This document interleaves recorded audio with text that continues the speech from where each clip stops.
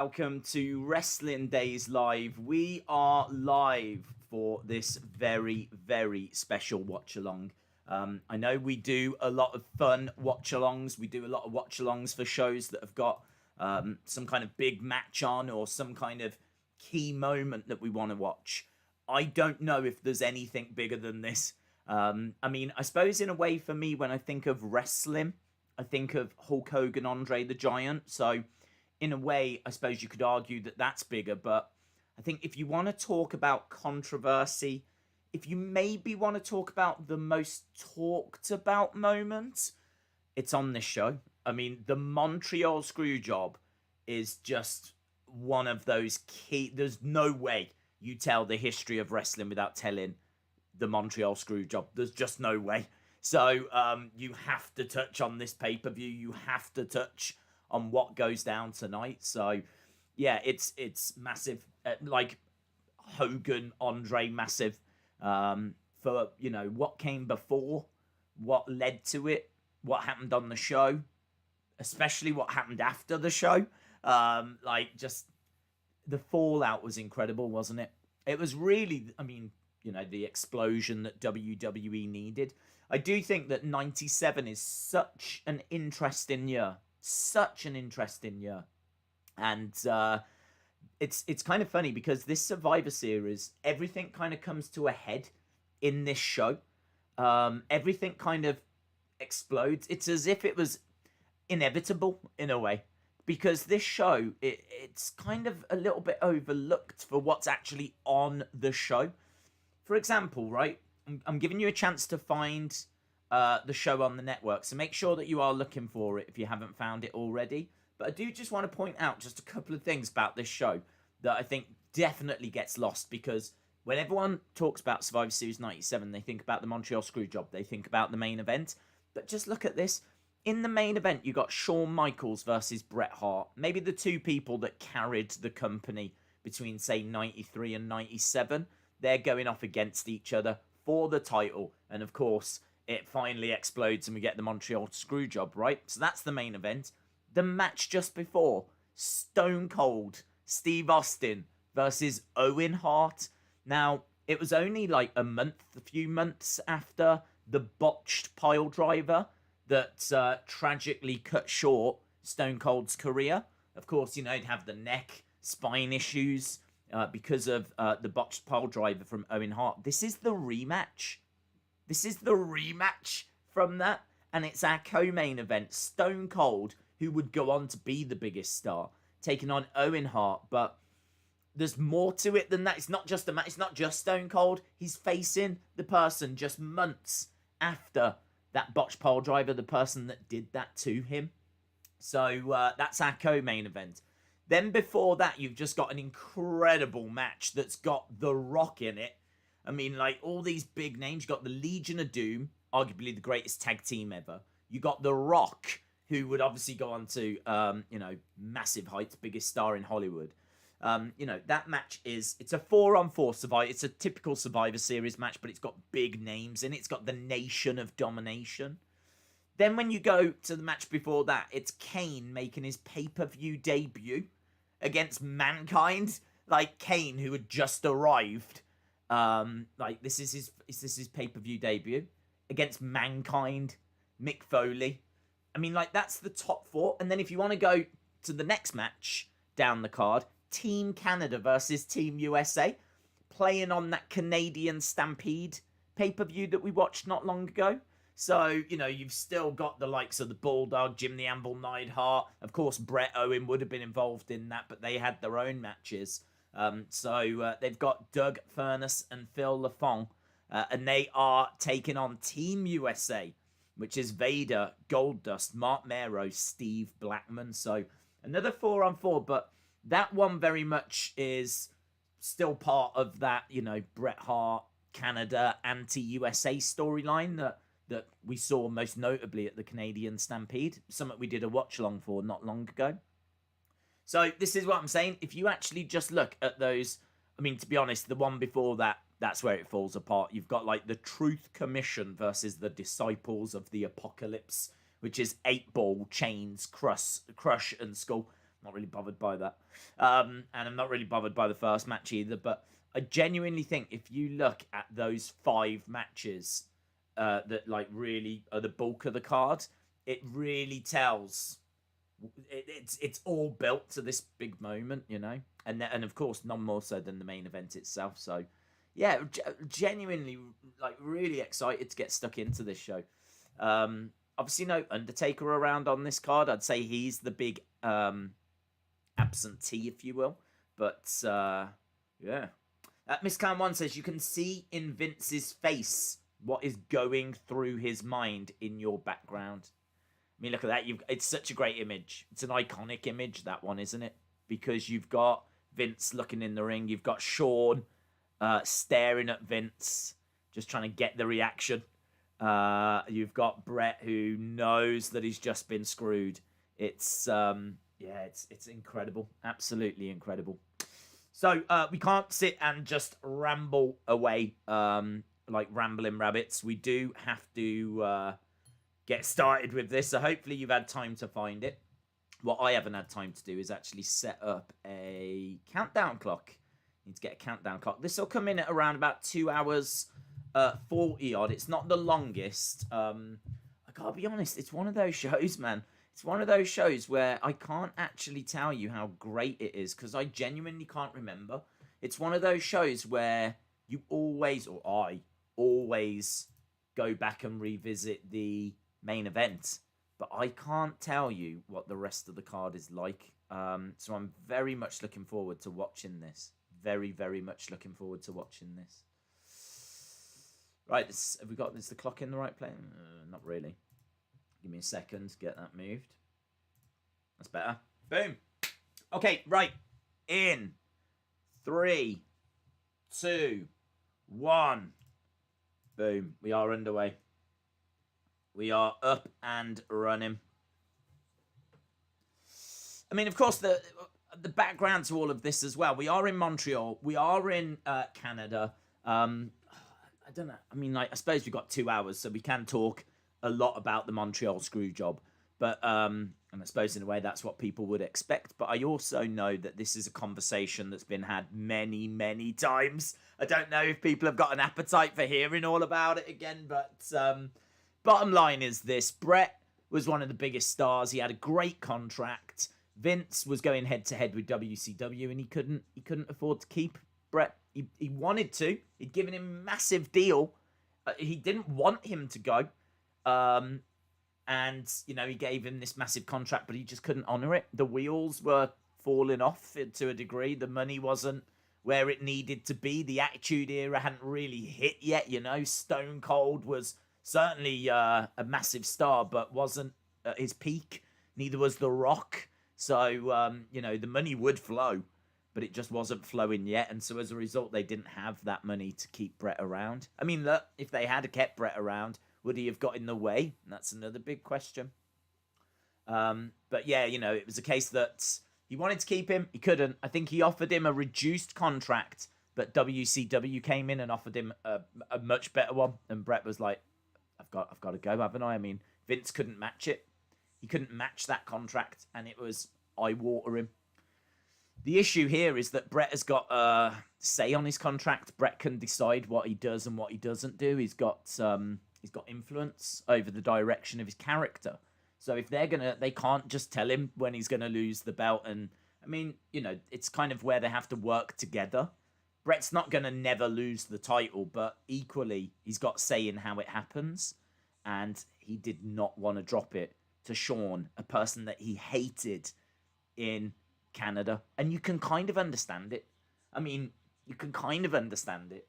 He says that he was willing to drop it any other way, but just not to Shawn, not in Canada. Zachary says the year after this, Mankind got put in the sharpshooter where Vince rung the bell on him. Yes, they would obviously heavily play on it, because the Mr. McMahon character would be born out of it, and they would constantly look to really get across how much of an evil boss he is. I mean, all they'd have to do is wait till 2020 and this third-party stuff. That would have done it. I mean, in all fairness, is anyone surprised? Do you know what I mean? Is anyone surprised at what they're finding out about Vince and WWE? I love the blimp as well. Look at the blimp. Someone showed me that the other day. I think there's a really good Twitter account that looks at like 90s wrestling. And they sent through a picture of the blimp. There's a massive blimp. It's not the same one. There's a bigger one that kind of was outside. But they had a little one inside as well. I love that. I don't know why it's there. I've got no idea. Is that like a thing that... There it is! I mean, it's just like an advert, isn't it? That's just going around. I love it. It makes it feel quite... I think it makes it feel quite special. I'd be sitting there worried it was about to smack me in the face. This blimp just going around inside the arena. Tito Santana is on commentary as well for the Spanish announce table. Days, to be fair, Austin Bret would have been a lot better for Mania 14 than Shawn and Austin was. I don't know. Because I think you had the Tyson turn, didn't you? That was a big moment. And would he have turned on Bret? How would he have turned on Bret? I suppose he could have turned on Bret. But we already had the match as well, didn't we? Don't know. I suppose in a way you could make WrestleMania 14 work with Bret, but the concern is that long term would he have got in the way?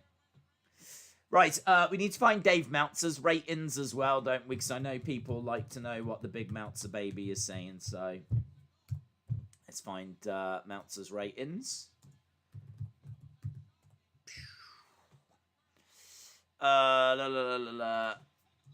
Meltzer. Helps if you actually write the word Meltzer. Survivor Series. Here we go. Boom, got it. Right, well, this is exciting. Turns out this first match is a dud. Turns out that this first match is basically 0 stars. And it goes for 15 minutes. So that's something to look forward to, isn't it? Godwins versus New Age Outlaws versus Headbangers versus the New Blackjacks. It's going to take me forever. It's going to take me 15 minutes just to write this all down. New Blackjacks versus... Oh, my God. Versus Headbangers versus New Age Outlaws versus... Who else is in this match? Can't even remember. New Age Outlaws, Godwins, New Blackjacks, Headbangers. Right, and Godwins. There we go. Bret screwed Bret. Is the WWE not offering this for free on the thing? I honestly don't know, to be honest. I know they had unlocked some of the Survivor Series, because, of course, if you are watching this, it is, what, a week today? We are a week away from Survivor Series 2020. So, very excited for that. Oh, hang on. I'm getting all messed up here. This is Godwins and New Age Outlaws. Okay, Survivor Series match. Let's get this sorted.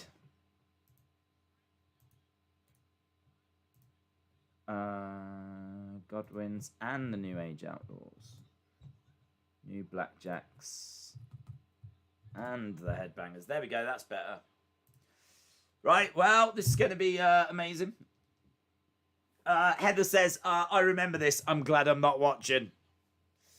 Right, we've got Godwins underway. Yeah, I mean, this is not a great way to start this match, is it? This event with this contest. Meltzer giving it a dud, unfortunately. So next 15 minutes might be a little bit rough. In fact, just to be crystal clear, the next match after this gets -1.5 stars. So the next match is even worse. So scrap that. The next 25 minutes are going to be rough. So, yeah, I mean, look, in all fairness, I did say at the start, the 5 main matches look tasty here. Because even if they're going to be rubbish, they've at least got importance. They at least mean something. There's like key people that are involved, or whereas these very much are just throwaway matches, these first two. So yeah, can't see this pay-per-view getting 10 out of 10, let's put it that way, but hey, whatever. Survivor Series 97, as we said, absolutely massive show. Wrestling figure.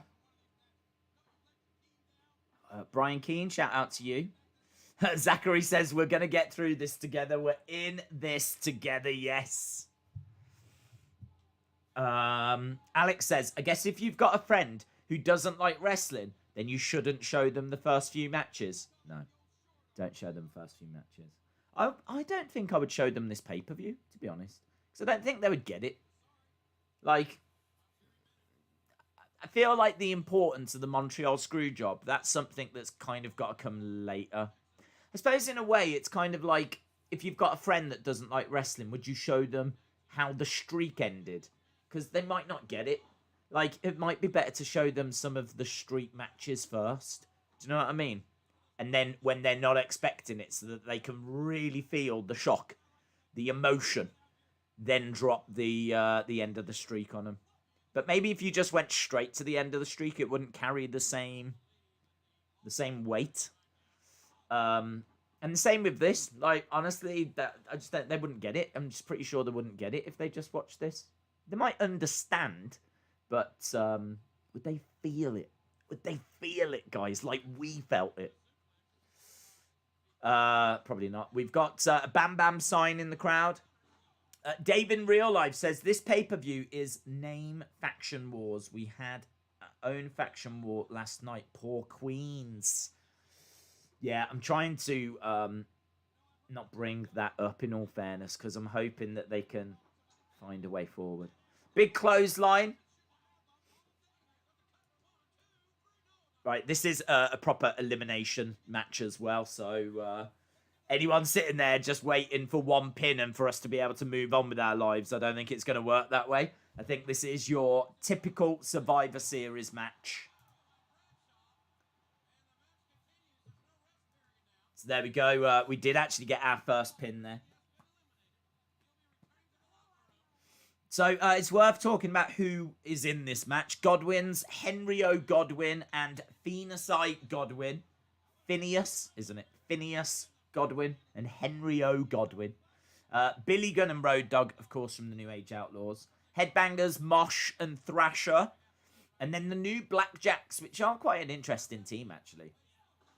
Which is Blackjack Bradshaw, JBL, and Blackjack Wyndham. So, yeah, they're kind of quite an interesting team. Nice gut wrench.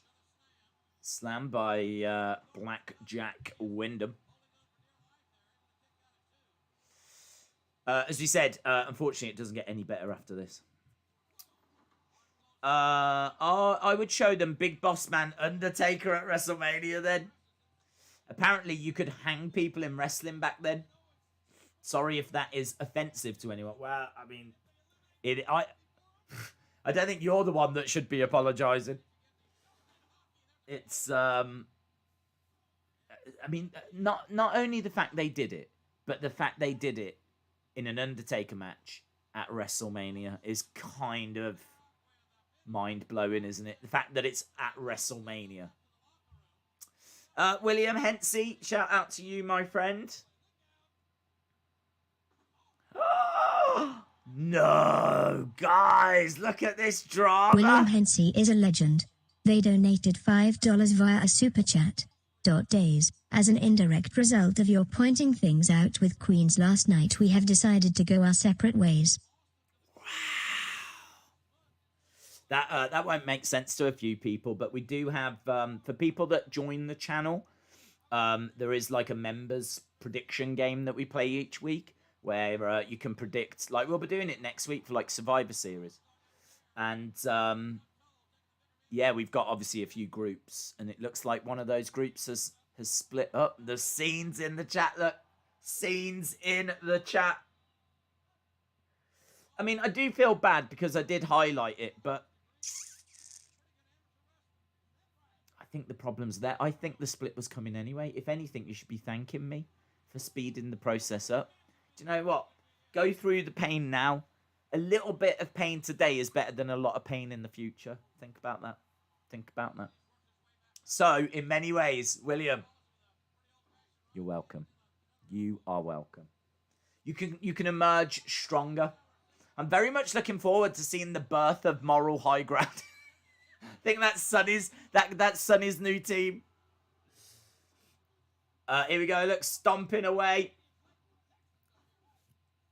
Billy Gunn. Interesting fact, Barry Windham is godfather to Bray Wyatt and an inspiration behind his real name, Wyndham Rotunda. That is a very good fact. That is a very, very good fact.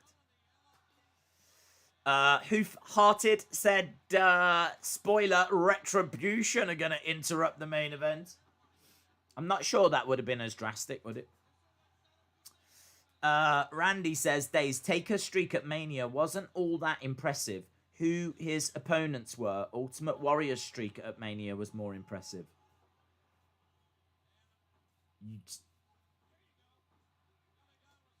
I don't know if that's serious. I can't tell if it's serious. I'm gonna pretend it's... Oh, I don't know. I don't know how to react to that. Jenny, you've stumped me. You've stumped me. I don't know how to react. I don't know what to say. I don't know what to say to that. I don't have to say anything. That's what I'm going to do. God, Randy, well done. Well done. You proper stumped me. I'm sitting here going, I don't know what to say. I don't know how to react to that. I don't know what I'm meant to say. I don't know what to... You've actually managed to, like, short-circuit my brain. I didn't know it possible. Big slam down. Shaquem is applying to be on the stream. Yes, yeah, I saw the news about Alexa. Yeah. She is marrying the Fiend. Big breaking news coming through today. Getting married to the Fiend. Couldn't believe it. Ben's Gaming 654 says WWE is childish. Look at the swerve. Here's the swerve. I probably should be watching this show, but it's I mean, look, it's awful. It's awful. William Hensey is a legend. They donated $5 via a super chat. Days. I would like to inform you we are still together and always will be. Queens forever. Poop, potato, poop, potato, poop, potato, poop, potato, poop. Oh, I was getting into that then. That's like a big new tune that could drop. Poop, potato, poop, potato, poop, potato, poop, potato. Yeah. Don't be a poop potato. Yeah. It's the big new insult that's sweeping the world. Man, she is so ratchet. She is a poop potato. Poop potato. Poop potato. Poop potato. Honestly, you've come up with something there. You have absolutely come up with something. William Hens's smash new single, Poop Potato. Poop potato. Poop potato. Poop potato. Poop potato, poop potato, poop potato. We could work that. We could definitely find a way forward with that. Right. Look at how constructive we're being. Look at all this stuff that we're coming out with. I mean, like, yes, we could be watching this match, but would it be as fun? Would we be as creative? I don't think we would. I don't think we would. We've still got a Godwin. We got Thrasher in there. All that drama just so I could release my poop potato. Oh, did you release your poop potato? Oh, put it back. Poop potato, poop potato. It's big, man. I can't be the only one singing this now. There's got to be people there going. It's good. William Hensey featuring the voiceover woman. Poop potato. That's Billboard 100, isn't it? Anything can get on the Billboard 100 these days. Nice arm drag by Thrasher. Gotta tell you, the crowd are not into this. The crowd don't seem to be into this. This match is a proper poop potato.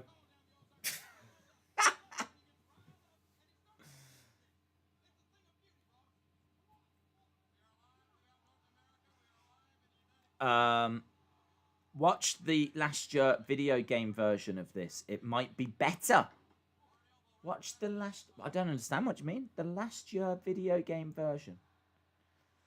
I'm sure the signs stating good luck in the WCW Bret made Vince extra happy, says Jennifer Lockhart.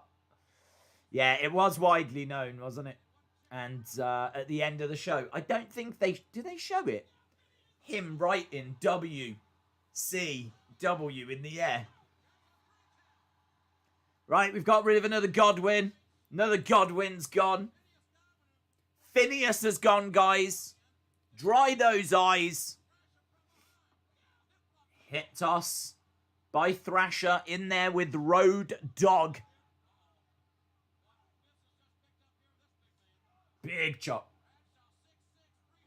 Bradshaw, man, look at him. Bradshaw looks great. That mustache. Rocking it. Poop potato equals Eva Marie's career, says Hoof-Hearted.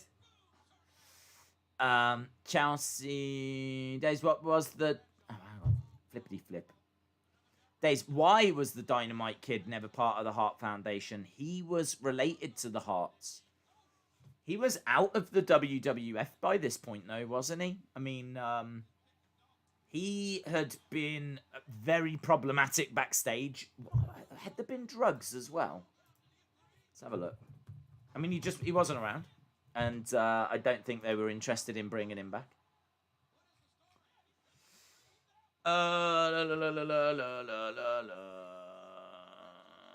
His final match was in 96.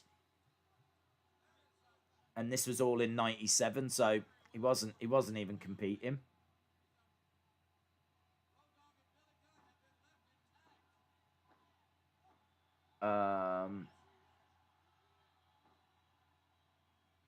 Yeah, I mean, it fell off a cliff for him. It really did. And he was doing LSD as well. So there was a little bit of drugs. It was very problematic backstage. It caused loads of issues when he was with WWE. It had a big falling out with the Bulldog because the Bulldog went and trademarked the British Bulldog name. And so it meant that Dynamite couldn't use that name. He couldn't call himself the British Bulldog Dynamite Kid. It was Davey that jumped in and trademarked it. So there was a big falling out there as well. So I don't think he was on the best of terms with people. Certainly wasn't on the best of terms with WWE.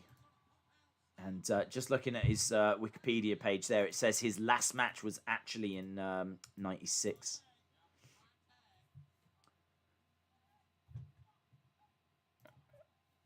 Right, we're still underway with this. Thrasher. Billy Gunn with a leg drop from the top.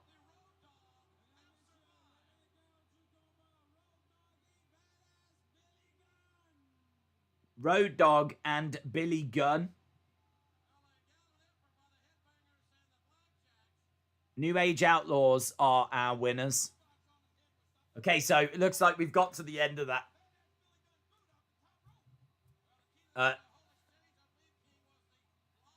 Few Austin 316 shirts in the crowd.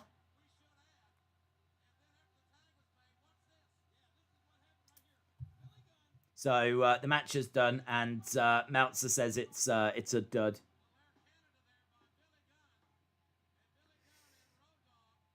Anyone else see Sting in the crowd? Oh, I didn't.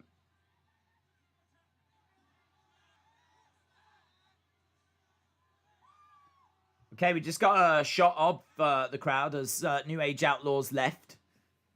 God, it's dull. It's really dull. It's really bad. It's just dull.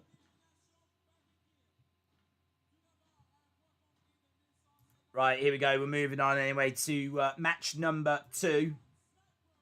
The Truth Commission making their way down. Look at these. First appearance on a WWE pay-per-view.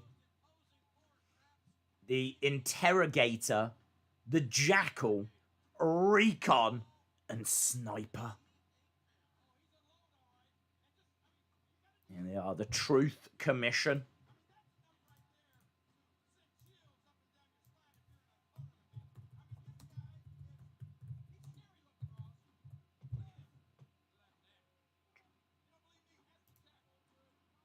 Truth Commission against the Disciples of the Apocalypse.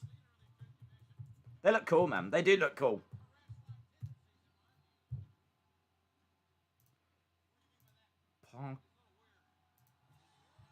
Apocalypse. There we go.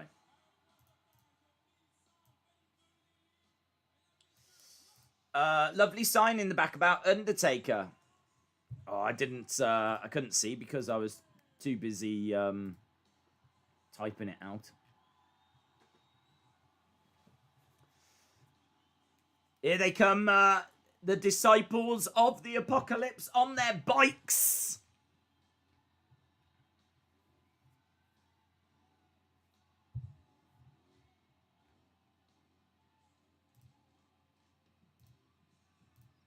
Lost the chat for a second. Let's jump back into it. Right, so they're making their way down. This will just go for about 10 minutes, and then really, for me, the show starts.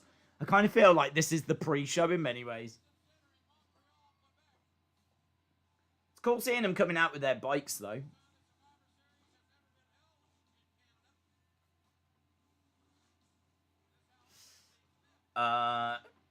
Jackal managed the APA. They're parking their bikes up on the entranceway.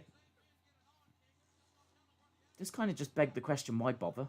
Why not just come down the entranceway? They've had to go all the way up the entranceway to park their bikes so that they can now... Little bit of lag there. We got hit with a bit of lag.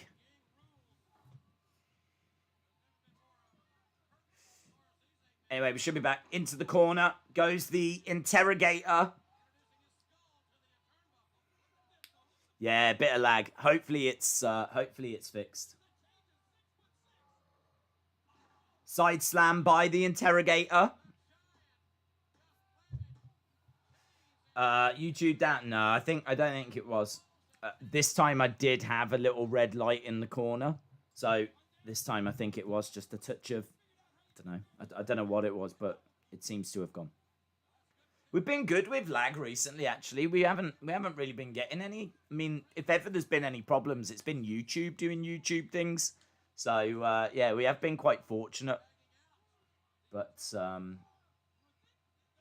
long as it's all right for next weekend, big weekend next weekend. We got UFC 255 on Saturday. And we've got, of course, Survivor Series 2020 coming up. So, big weekend next weekend. Absolutely huge. Oh, big thank you as well to anyone that checked out today's Raw review. Feedback again. Brilliant. Feel free to, if you've got any points or anything, drop them in the comment section of those videos. I do read all the comments. I was just having a look through before we started on this and having a read about what people were saying, and the feedback's brilliant on them. So yeah, if you've not seen them, they're about 6 minutes long, and we just were going through like the old Raws, but we tried to find like the fun moments. Just pull that out. Give you the results, of course, as well, but try and find the fun moments. So I think today was 9, I think. We've done 9 of them now.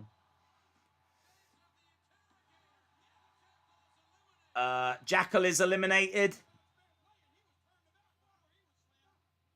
Shout out to KJ Carter, yeah. shout out to you. Big kick in the corner. Back elbow. Sniper going for a cover, but not getting it. These guys, for those of you that aren't watching, they're wearing like army attire. They've got like beige trousers.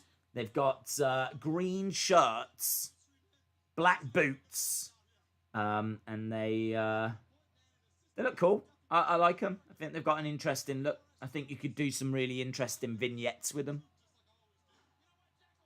It's kind of like, this is like the army versus a biker gang, isn't it? That's what we've got. Big strikes coming in by the DOA, who came out in their motorcycles. Back elbow. Scoop slam. Leg drop. Another leg drop as well. DOA in control. We should have had Kane step up to Kurgan in 97. That would have been amazing, wouldn't it? That would have been good. I think they were trying to... I think he was green. I mean, clearly he is. His top's green. But I think they were trying to settle him in. Break him in. And then maybe look at what they could do long term. This is their first pay-per-view appearance. Truth Commission are a South African group. Nice back kick there.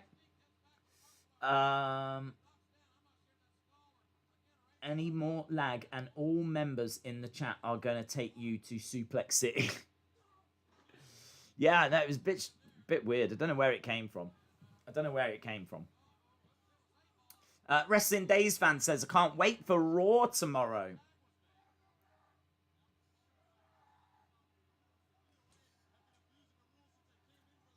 Okay. All I know is that we're half an hour into this show. So we should be close to having this match done.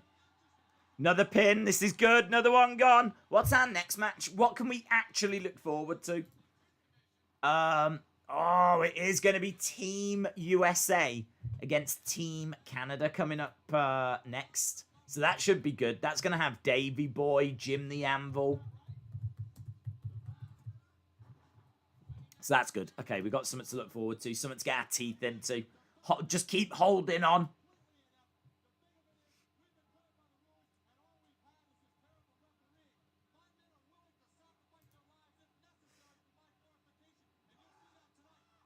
Big slam down. Jennifer Lockhart, shout out to you.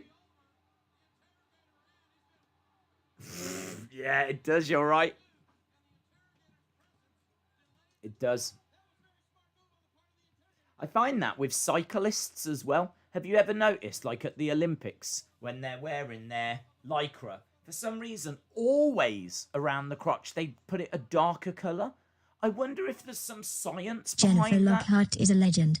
They donated $5 via a super chat. That's a good point. Anyone else notice the two tones of the beige slacks makes it look like they peed themselves?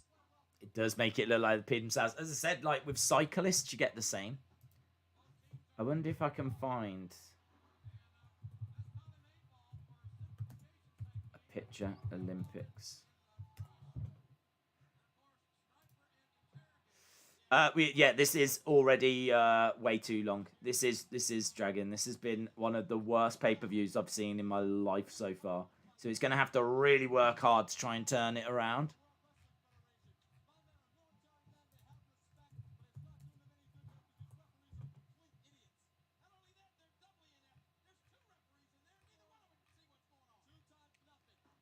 I can't find a good picture now. This is going to be one of them streams, isn't it, where we're going to have lag. The show's going to be awful. I can't find images that I want to find. Oh, I'm abandoning it. Just know that cyclists are the same. This match is only 9 minutes 59. I feel like it's been on for about half an hour already. I feel like I've aged like 10 years. Oh, come on. Next match is 17 minutes long, and I can tell you that Dave Meltzer gave it 2.5 stars. 2.5 stars. Does run for about 17 minutes, but there's big names in it like Vader, Goldust, Blackman, Marc Mero, Jim the Anvil Neidhart, British Bulldog. As I said, it's kind of a rerun of the Canadian Stampede thing, but with your traditional Survivor Series match. There's 4 traditional Survivor Series matches, and we've already had, like, this is the second. We're almost done with 2. We've got 2 more to go, and thankfully the star power drastically increases. So, but yeah, we should be done. We should be there or thereabouts soon. We can do this. We can do this. Big slam. And the interrogator gets the pin.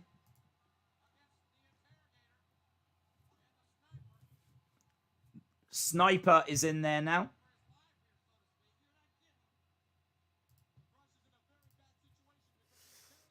Watching this stream makes it go faster. Yeah, no, but the problem, Zachary, is that we're even putting ourselves through this at all, isn't it? Do you know what I mean? That's the problem. This isn't even a show that's on live. We've chosen to put ourselves, or I've chosen to put us through. I feel like a really bad person. I feel like a really bad person. Because none of us need to be here going through this right now. I've done this to you. And that is just not great PR, is it? Think about that. So, but don't worry. It's almost done. And of course, we've got big things coming up. Crush with the pin, right. Down to 2. There's 1 member of the Truth Commission and 1 member of DOA. And it's done! Yes! There we go. Truth Commission win. Kerrigan's like a 97 version of Lars Sullivan, isn't he? Big guy. Ugly.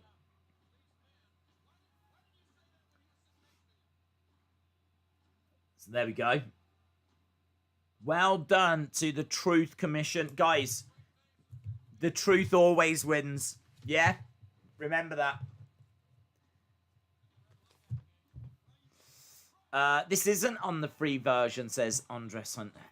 I wonder why. I would have been sure this would have.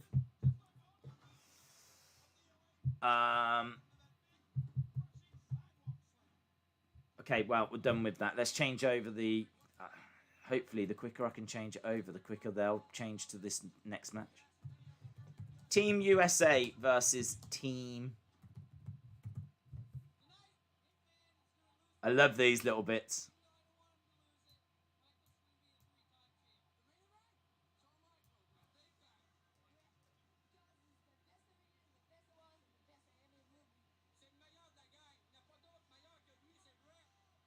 I love that guy.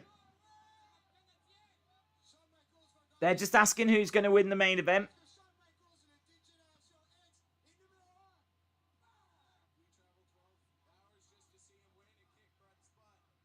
We travelled 12 hours to see him win and kick Bret's butt.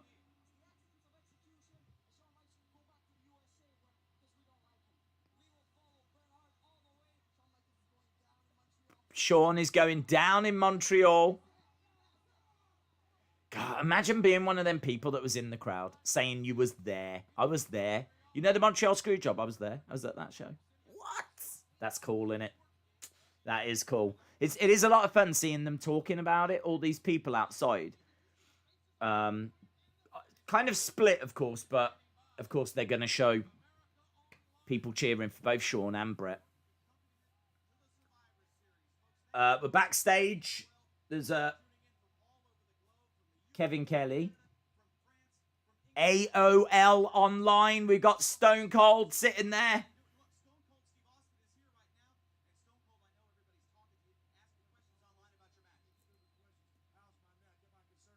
How's my neck? How's the neck? Are you concerned about the neck? Of course I am. I love this stuff. This is some of the best stuff on a pay-per-view for me. Because everyone knows about, like, the matches. But these little moments in between where they talk to the fans or they go backstage, you got Stone Cold on AOL Online. That's the kind of wacky stuff that I love. Look, we got Stone Cold. He wasn't bothered at first. When we first went into the room, he was just kind of like, ah. But as soon as the cameras are on him and there's, like, people asking, he leans forward and he's showing a bit more interest now in what's happening at the computer. Where's that? Is that at WWF World?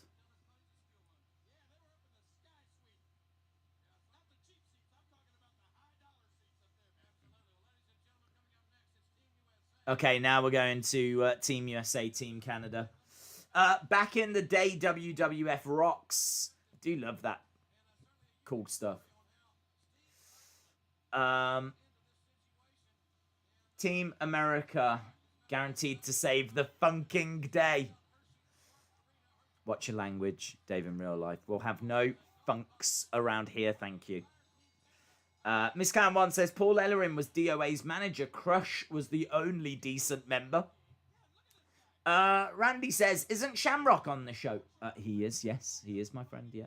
He is on one of the teams.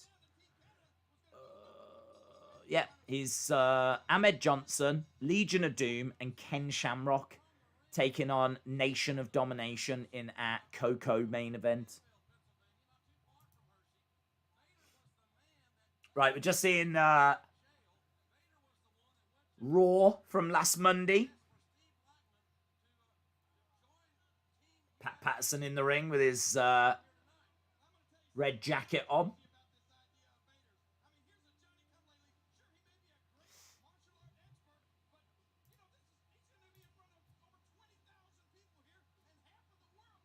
It's cool. Did Stone Cold and Owen happen yet? No, that is our co-main event. That's the match second from the end. Doesn't go very long because the problem is they are both injured. I mean, Stone Cold, of course, still is feeling the effects of what happened to him. And Owen was just coming back from a concussion. So I think the match gets, about 5 minutes. Right, Vader talking backstage to Michael Cole.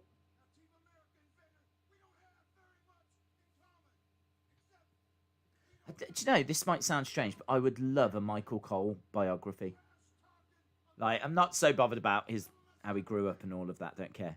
I'll take a chapter on it, just a short chapter. But just, he's been, look at him here, interviewing in 97, like, think of all the stories and all the things that he knows.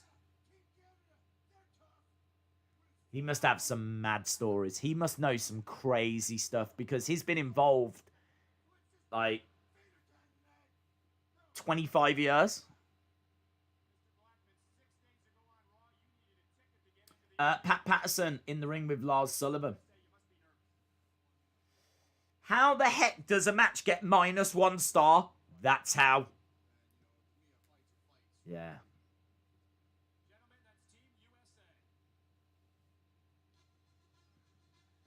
Bum bum bum bum bum bum bum bum bum bum.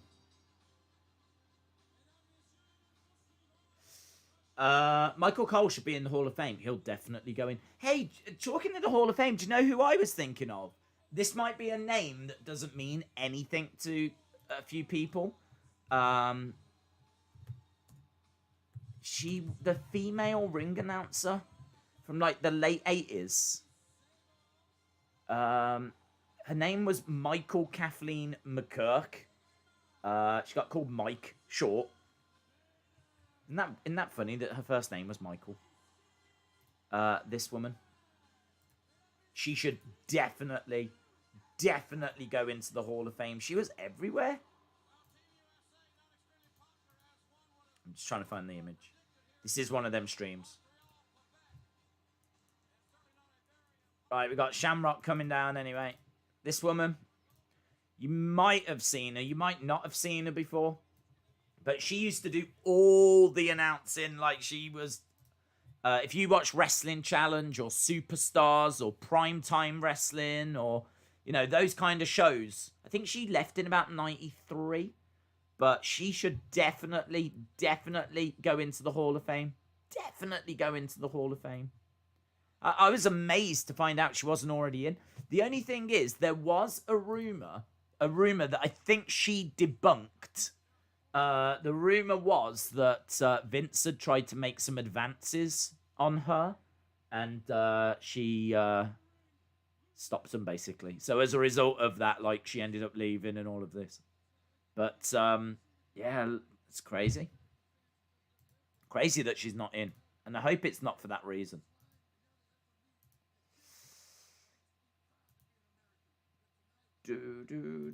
I just think, like, she was a really important woman. She was someone that, do you know what I mean? She wasn't a manager, but she did a job and she was around for a long time.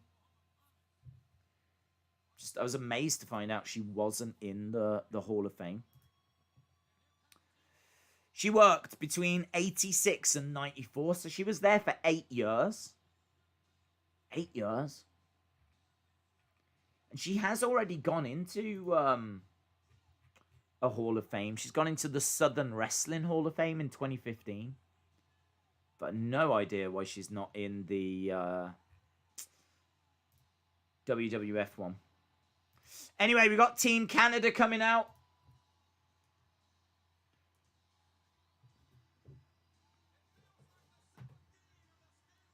Team Canada getting an incredible ovation.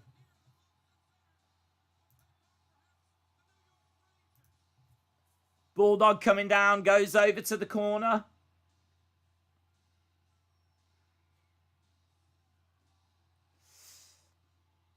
Remember the first female ref? What a story behind why they don't talk about her.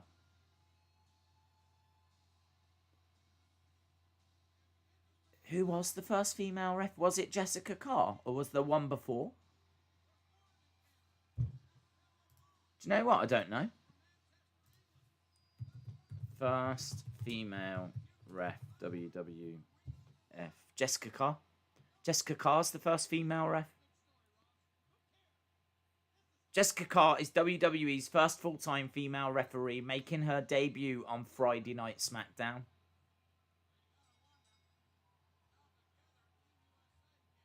Yeah, she's still around. I know that Aubrey was on the show as well. She did some matches. Aubrey, you know, the famous ref in AEW that does their podcast. She was in WWE.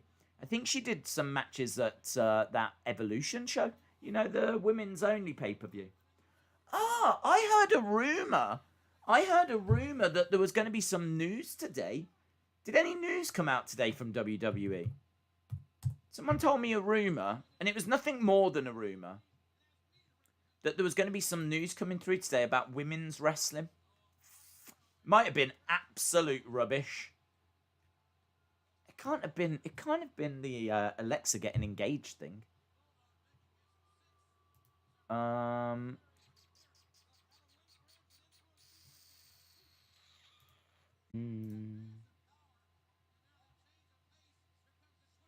Yeah, it is lag again. And I don't know why.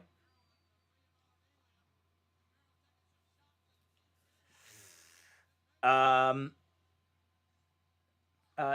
Zelina Vega's release was potentially long-standing ramifications. Okay, thank you.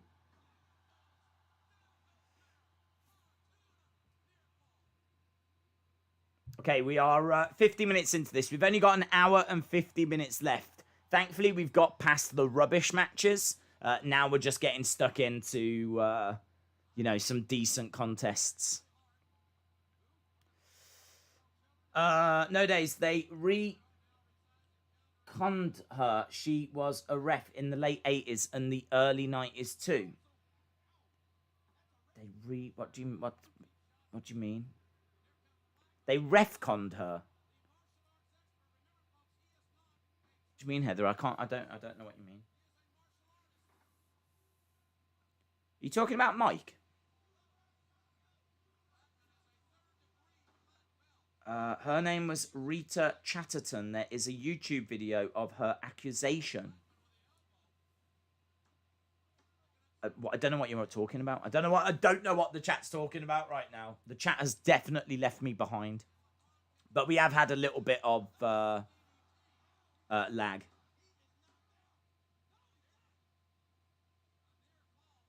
Here we go. Heather says, I saw somewhere WWE's real first female ref sued Vince for harassment in the late 80s, early 90s. That's interesting. What was her name? Is it that Rita Chatterton? If you actually search, well, Rita Chatterton, Vince McMahon does bring back a result. The story of Rita Marie, the first ref in WWE. Well, she's not the first ref, the first female ref. Ah, yeah, you're right.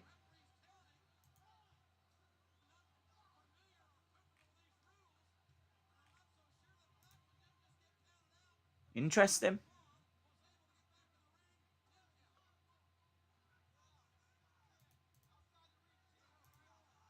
Oh, we've got real issues here. We've got real problems.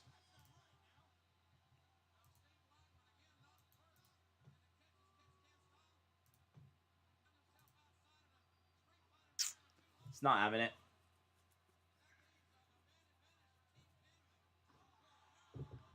Yeah, we're getting real bad lag, and I don't know why. I mean, we never normally get lag. Everyone is hating on Vince, but when he dies, everyone will be crying and they'll be holding tributes for him.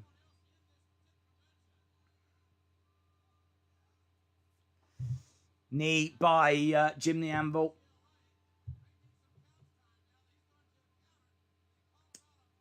Yeah, we are struggling a little bit tonight, and I've got no idea why. I don't know. Nothing's changed. Everything's the same. We never have any problems, but for whatever reason, we seem to be getting a little bit of lag. We'll keep an eye on it. I mean, if it's gone, brilliant. We can just carry on. No, it keeps coming back. It's clearly some kind of an issue, and I don't know.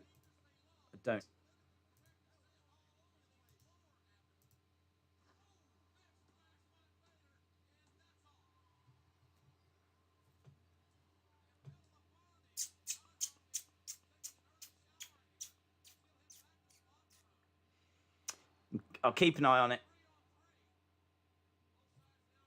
John says someone should put the lag through a table. Spinning back kick, Vader to the outside.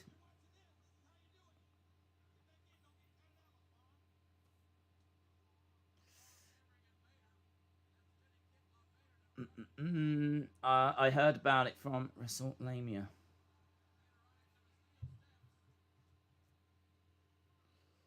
Maybe the hackers are bored because the election is over and they need to entertain themselves. I don't know, dude. I don't know. The problem we've got is that it's not great for a watch-along, is it? So, I am thinking of, like, abandoning if it is going to keep happening. Because there's nothing I can change. There's nothing I can do. I don't know why it's happening. I don't know if it's just a bad... It can't even be a bad time. We've streamed at this time before. So, I don't know. I don't know why it's happening. Frustrating. One of those things. I mean, we'll keep an eye on it. We'll keep an eye on it.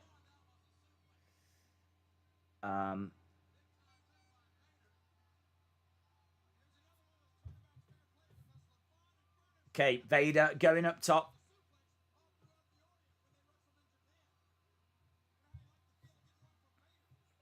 Retribution versus Brothers of Destruction, says Brandon. Okay, I don't even know where we are with this match.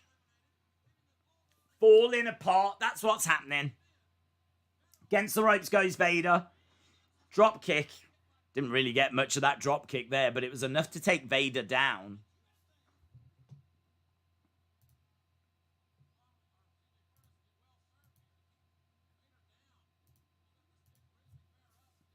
Against the ropes goes Vader.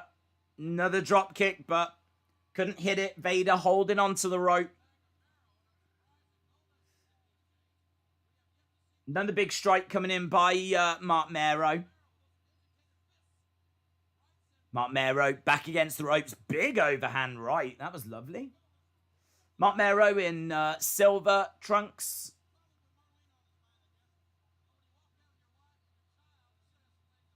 Moonsault.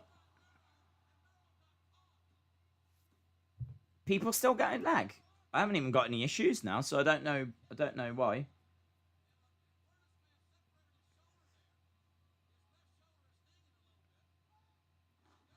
Big plant down.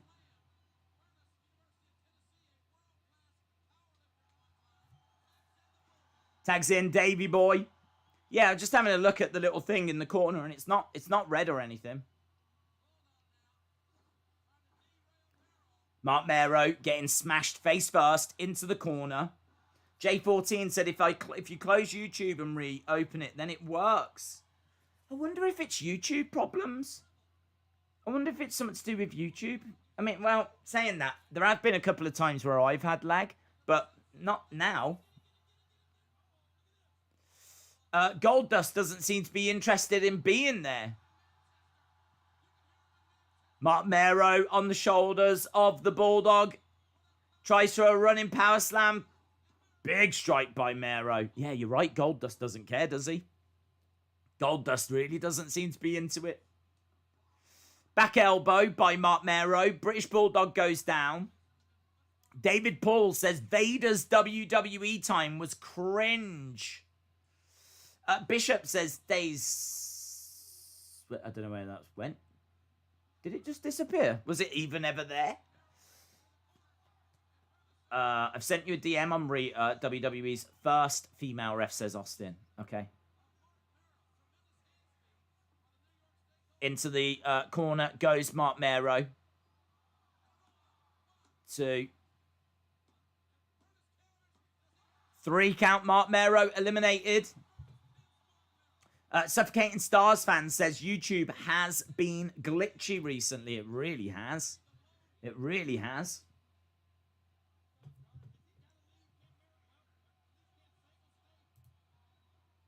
So Marc Mero's going. It means that Sable's got to go as well.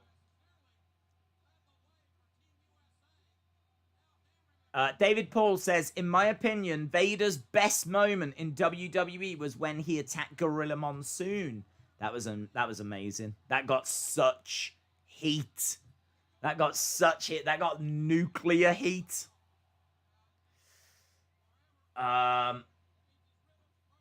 Bishop, shout out to you. There's no way. The chat is literally just being held together by some tape. If you got a question, feel free to ask. Of course, Goldust has FU painted on his face too. Strike coming in by Bulldog. Forearm strike by the Bulldog. Driving Vader back.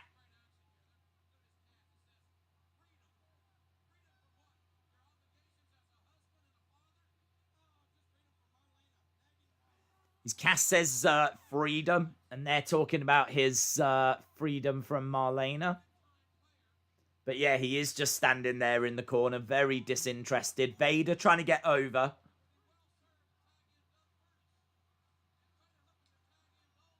Goldust don't want to tag in.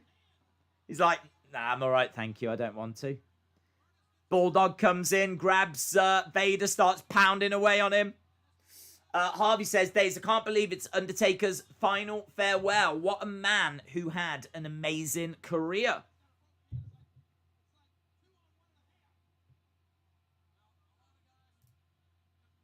Well,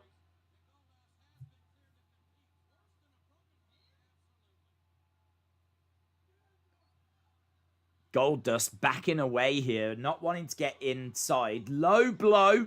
Vader goes down. Vader's career in WWE wasn't helped when he attacked a TV host.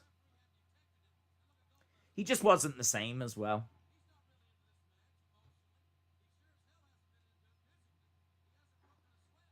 Kick coming in by the Bulldog. Vader backed into the corner. Hurled across the ring. Big boot. Charging forward. Big clothesline.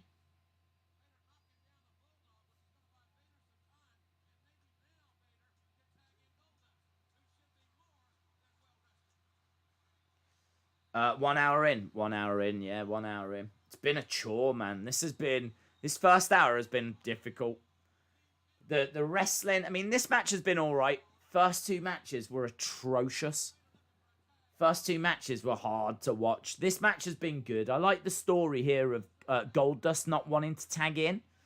And then, of course, added to our woes, we had a little bit of lag drama. But, yeah, we're getting into it now. Bishop said, since this is a historic show, if you could go back to any show, what would it be? That's a good question. I would Hurricanrana.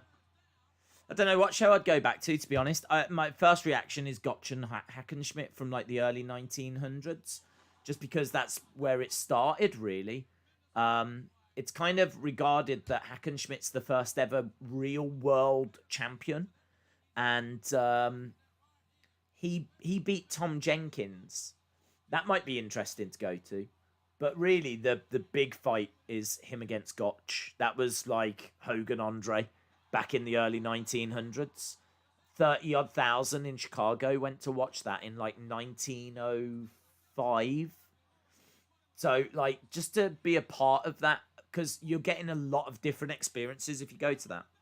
You're going to, you know what I mean? What are people talking about? What do they look like? How much are the tickets? Where can you get food from? What's the stadium like? Like, then you've got the match itself. So not only have you got the action in the ring, you'd have everything else as well. So I kind of feel like if I could go back to anything, I'd be really tempted to go to like that. I suppose you could go even further back, but I wouldn't know. Further back, I know some in the 1800s, but don't know anything before that. It wasn't really a sport then. I mean, you probably had like stuff happening on local scenes, but it wasn't really anything international. You had like, I suppose you had the Olympics and things like that, but yeah, I've not really seen much written about wrestling in like before the 1800s. Big splash by Vader. Bulldog has got the ring bell. Boom! Smashes Vader with the ring bell. The ref doesn't see. 1, 2, 3. There we go. Bulldog wins it.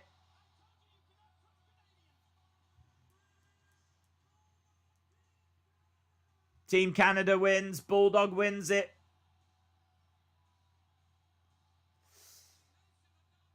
WrestleMania 3, or when Hogan turned heel, says David Paul. Phil says Abe Lincoln versus Name the Jobber. Yeah. Might have been quite interesting, mightn't it? He was big into wrestling, wasn't he? Look at that guy with his crazy hat with horns and his...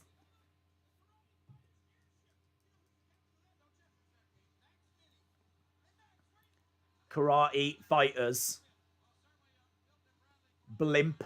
Still going around. Isn't that cool, man? Could you imagine if Skittles had one of them? Imagine if Skittles had one of them going around just dropping Skittles on people throughout the show. That'd be amazing. Survivor Series. Gang rules.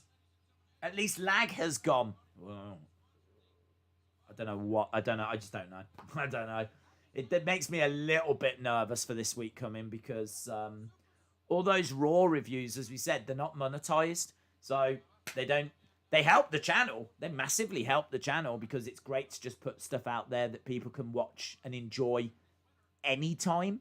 I think with some of the streams, like, people aren't going back to like old streams. So, which is understandable. So this channel very much has a lot of here and now. So those Raw reviews are great for people to jump on and watch whenever they want. But yeah, it's a big weekend for the channel next weekend. Jacqueline Cook, the Super Supper sweepstakes winner.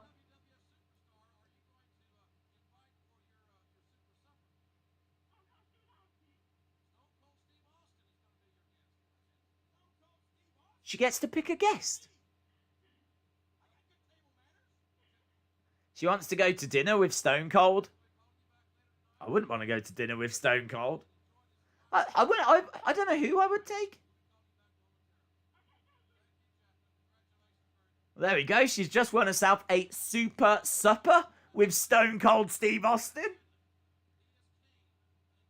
That's cool, isn't it? That's cool.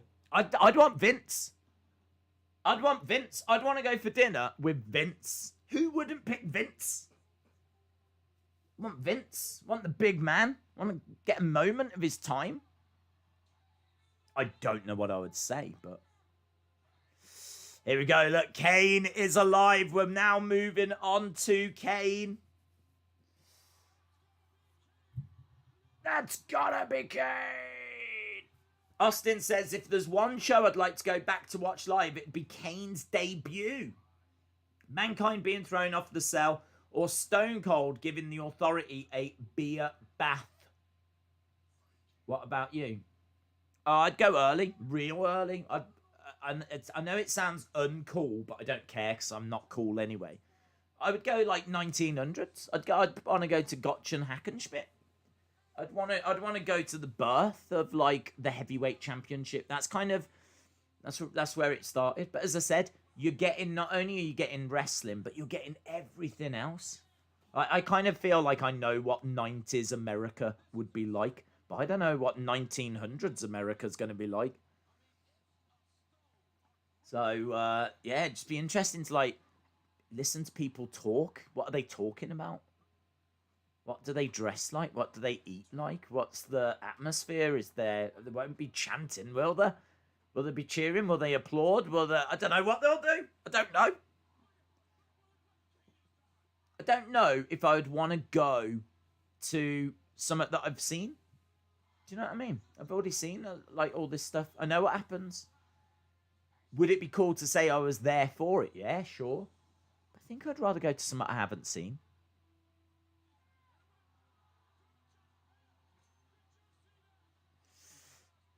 Mike McCurk originally supplied WWF with rings for their shows before she was announcing. That's cool. I love that. Got to try and find a way of getting her in a video, haven't I? Not actually her. I mean, just talking about her because I think she's so interesting. Definitely Hall of Fame worthy. If the Bellas go in, she goes in.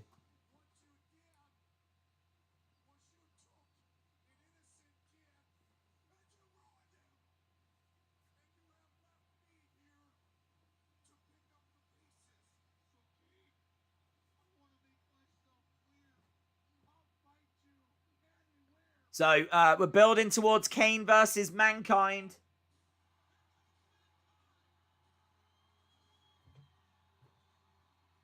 It's got great history to this, isn't there? They struck gold with Kane, and no one else could have pulled this off like Glenn Jacobs, says 49ers faithful. I agree. It's gotta be Kane. Wrestling Days fan, you miss Goldberg, do you?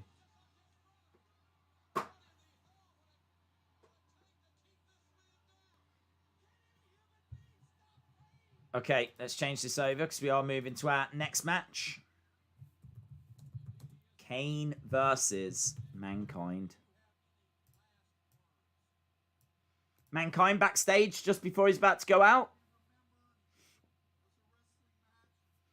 I like this version of Mankind, the brown Mankind. He looks like a poop potato.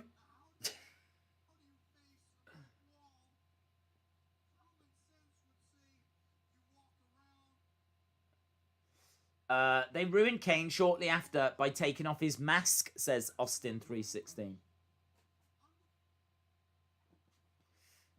Love Kane. Glenn Jacobs is the man. He is the man. I don't know actually if we're in sync anymore. That's the only problem. I think we are. I should imagine that it's been a bit of an issue for people out there. I picked up the Crush Demolition Elite. Very cool.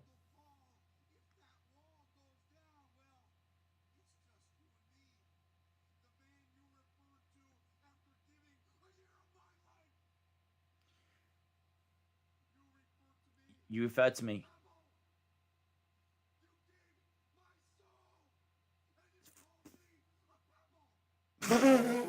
This is a very passionate promo, but it is a bit weird because you got Mankind saying, like, screaming his head off, saying, "I gave you a year of my life, and now you call me a pebble."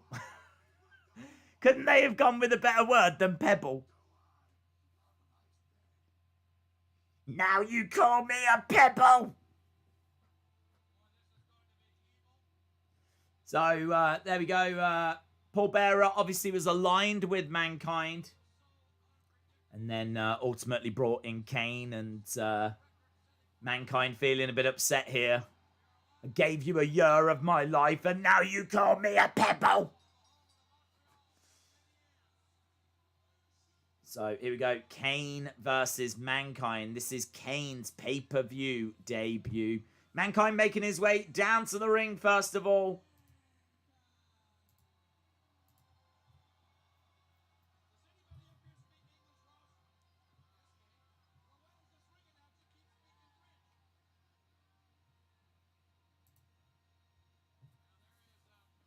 Right, in the ring he gets.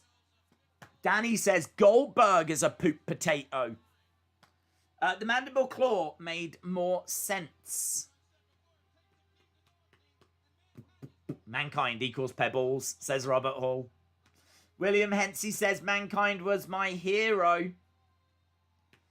Dave said, I have to be honest, I didn't like Mankind when I was younger, but nor did I like Kane. Interesting.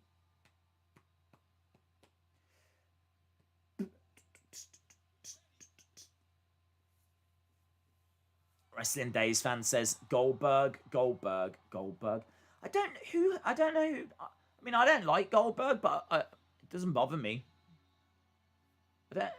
Is there people that are bothered by Goldberg? I just imagine. I don't know. I don't know who's bothered. It was the worst result of the year. Here comes Kane anyway. That's gotta be Kane. Becky. I heard that she might not be coming back, Becky. Rest in peace, Mankind, says Rated R Wrestling. In-ring debut. Right, well, no waiting around. Mankind jumps out of the ring and goes after Kane. We are underway. I can tell you that this goes for around about 10 minutes. And Dave Meltzer gives it 3 stars. 3 stars from Dave Meltzer.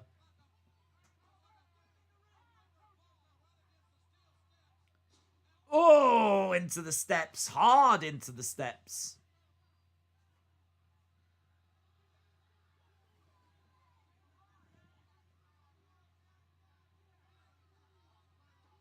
Into the ring. Step in. Over the top goes Kane.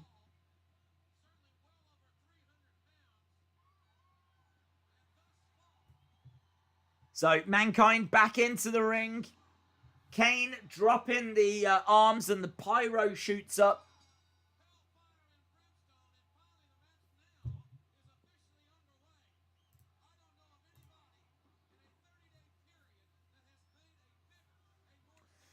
Joaquin, shout out to you. I agree. I don't know if there'll be too many people that that would disagree with that. Wacky Niribi is a legend. They donated $4.99 via a super chat. Days, which wrestler in your opinion has paid the most dues? I think it's Mick Foley. Yeah, I agree. Red light. Yeah, there is red light. You're right. Clothesline by Kane, and they haven't brought the lights up for this. They are wrestling under a red light. It's a nice little... oh, that throws it right at Mankind. So that's a nice little connection, isn't it?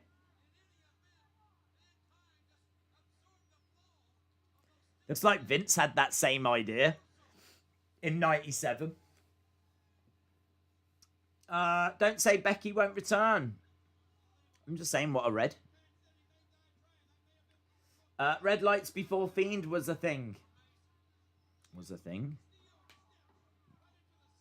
Yeah.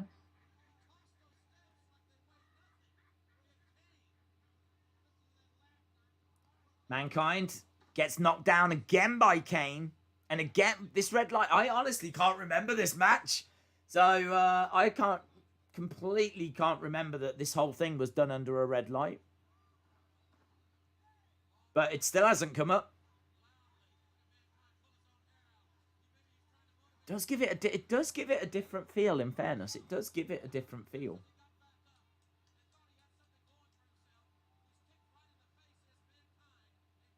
I read Mick Foley's book, Have a Nice Day. It's awesome, and it's worth checking out. Mankind was a masochist, so is Lars now. The more you hurt, the more pleasure you bring them. It's psychologically intimidating. Chalmers says, it's so weird to see Kane like this now after he's been unmasked. I know. I suppose it just ran its course. But, I don't know.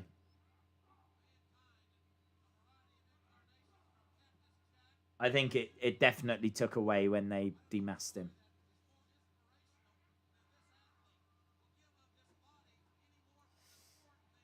It's Kane's red light. Fiend is a stealer, says Chalmers. I wish Fiend wasn't held down by PG. He'd be so much darker and scarier. What would you have him do, Austin? What would you have him do? What could he do in a non-PG environment? I'd be interested to know.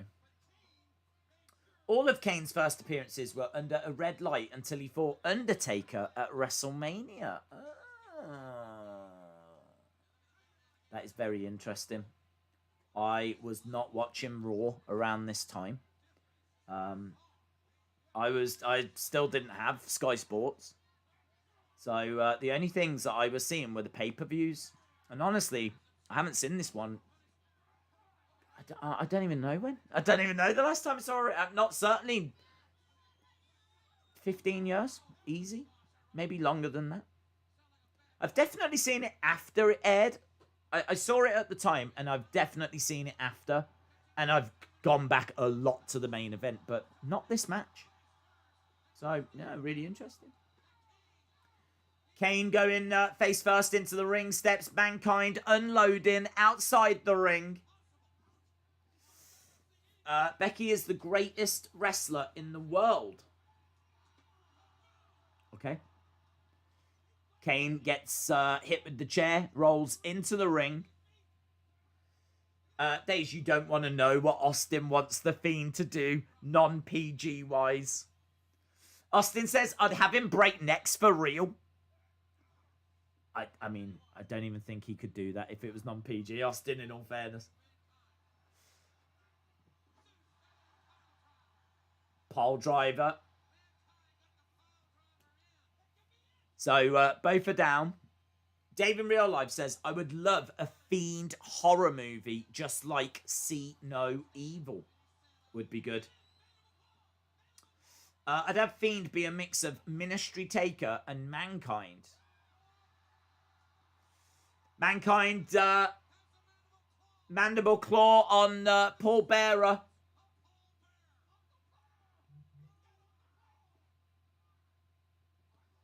The mandible clawed Paul Bearer, and Paul Bearer's down outside the ring.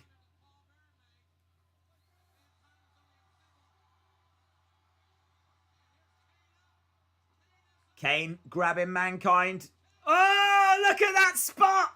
Look at that spot! That is what this show needed. It needed a moment like that. Kane grabbing Mankind on the edge of the ring. Oh, hurling him back. Wow, goes flying through the air, through the announce table. And I tell you what, this perfectly shows how shows are so overbooked in 2020. So overbooked. That one moment, that one table spot actually meant something because you're watching and, like, you're just getting standard wrestling and, you can still tell stories. We just saw Goldust not wanting to tag in and, we saw some hard-hitting stuff with Vader, but you weren't seeing table spots, crowd spots, suicide dives, all the stuff you're just drowning in 2020. You weren't seeing all of that. So when you finally see something, you get a reaction. You actually wow, that was big. I mean, honestly, most shows would just start with that spot now. You would have seen that spot within the first 5 minutes on Dynamite. But here it's actually used as a moment, okay, we're up and running. And what's great is from that moment, you can now just really build some momentum. They're now fighting outside the ring. Net breaker outside the ring as well. Crowd are on their feet. It kind of goes back, doesn't it, to, you can make any move a finishing move if you protect it. You've got to treat it right. It's like, look at a full Nelson. Full Nelson you could just put on in a match and people will just power their way out of them and whatever. But with Bobby Lashley, they're making it seem like the most deadliest move in the world. If Bobby Lashley puts the full Nelson on, you are done. They've worked really hard. They've done a really good job of getting that move over. When Bobby gets the full Nelson on, you're done. But that's because of how they've protected it and treated it, So now when he puts it on, it's a moment, it's a thing. Oh, he's got the full Nelson on. And you can do that with anything. You just got to protect it. Slam to the outside. Mankind going hard outside the ring. This already, without a shadow of a doubt, is the best match we've seen so far. Without a shadow of a doubt, the best match we've seen so far. Kane's debut, red lights, couple of big spots, brawling, some hard-hitting action. It's good. It's good. This is a good match. This is a good debut for Kane, isn't it, if you think about it? Mankind crawling to the center of the ring. Standing face to face with Kane. Kane grabs him by the head. Picks him up. Is he going to look to tombstone him? Can he get it? He's trying to. Oh, he has. I didn't know if he was going to go back, but he hit it. He hit it. 1, 2. And that's it. Oh, I was getting into it then. Now, isn't that strange? Isn't that strange? Isn't that strange? That match is 9 minutes 27. Compare that to the Truth Commission versus DOA that was 9:59. There's 30 seconds difference between DOA and Truth Commission and that we've just seen. And it feels like a difference of roughly 10 years. Incredible. Oh, I tell you, wrestling, when it is good, it is so good. That was good. It's not anything, let's not go crazy. It was good. But when it's When it's bad. When it's bad. When it's bad, it's really bad. Kane won. Yep. Apparently, Terry Funk started wrestling the same year that Undertaker was born. Fun fact. Kane is on fire. Miss Cam 1 says, I won't hear a bad word about the Truth Commission. Send in your cable bill to Survivor Series offer, and the first 3,000 will get a dog tag.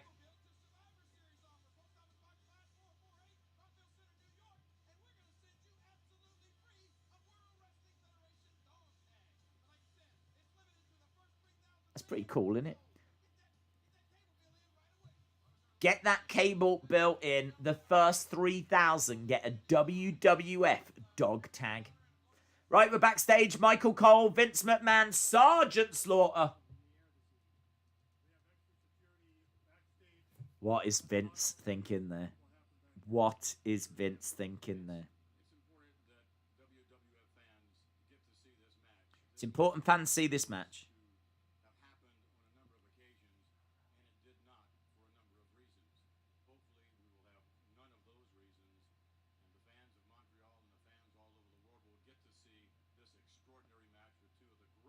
Two of the greatest. Two of the greatest WWE superstars in history. Michael asks Vince who's going to win, and Vince says, I don't know. The Domination! We are the nation! I feel like the show started now. I feel like this show was wearing down my soul. Honestly. We had lag. We had awful wrestling. I feel like the walls were closing in. But now, just one match. One decent match. I suppose the other one was alright. LOD. Ahmed Johnson. We are the nation of domination. They're cool. Nation Domination were cool. We are the nation of domination. Nation. It's a cool theme as well. Die, Rocky, die.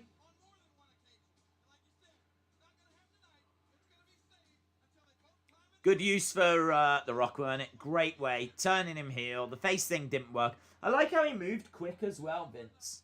I like how he moved quick. It wasn't working. Switch it. Put him in the nation. Didn't try and drag it out for like 3-4 years. Like with Cena and Roman. We are the nation. LOD. Tag champs. Fun fact, Slaughter told me on Twitter that it was 100% Vince that screwed Bret and no one else knew until the match started.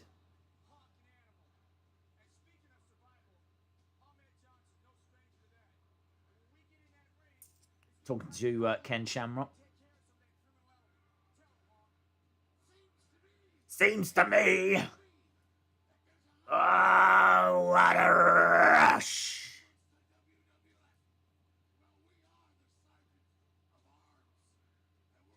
The Sergeants of Arms. Is that what they've called themselves?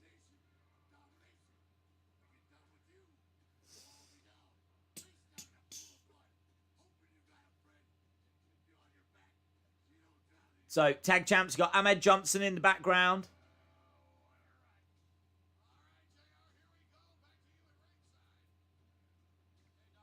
Nation. We are the nation.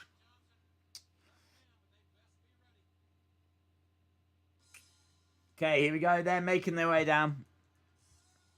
I'm going to grab a monster drink. Get ready for that main event.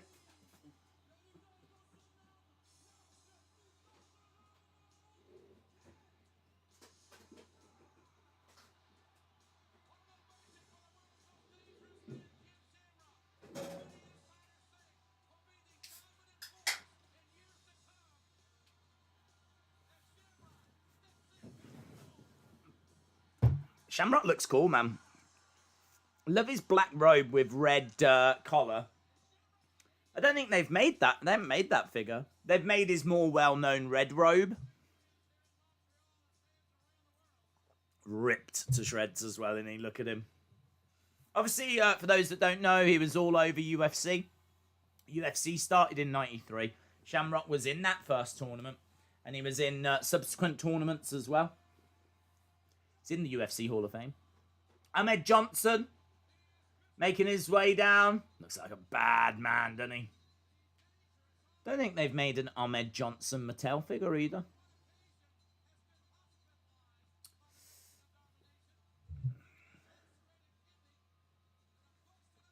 Vince doesn't give people what they want. He gives them what they didn't know they wanted even more. What? I don't understand. Right, here comes LOD.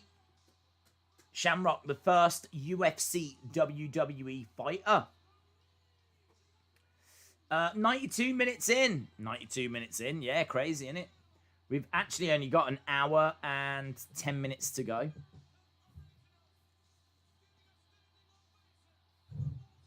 This, I think this show was King of the Ring 1998 bad.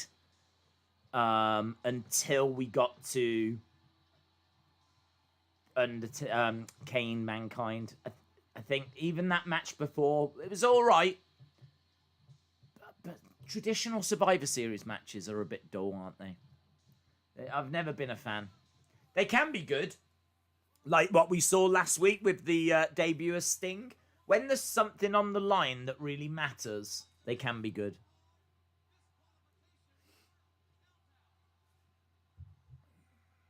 Days, did you see Eva Marie post something on Twitter? No. I'm expecting her to return. I am still expecting her to come back. David Paul says the No Rules UFC is very interesting to watch. It's brutal.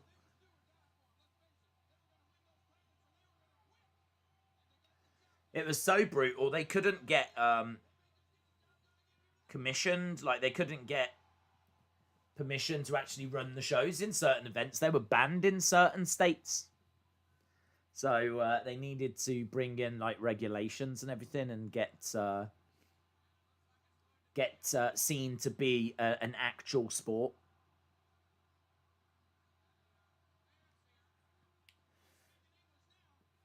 Right, few chants aimed at the nation, aimed at The Rock.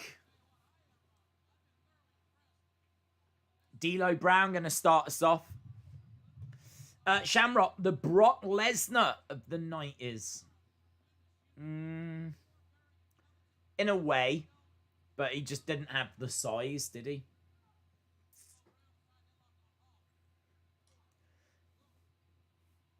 Nice shoulder tackle by D'Lo. Hawk not going anywhere. Goes for a clothesline. Goes for a back elbow. It's D'Lo that goes down. 49ers Faithful says this is The Rock before he sold out to Hollywood. Oh, neck breaker by Hawk. Boom. Hits it. Hits a net breaker.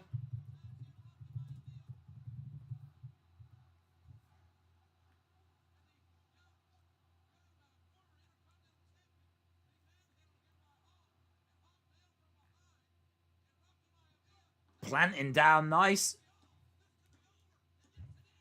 Well, there we go. Hawk already eliminated.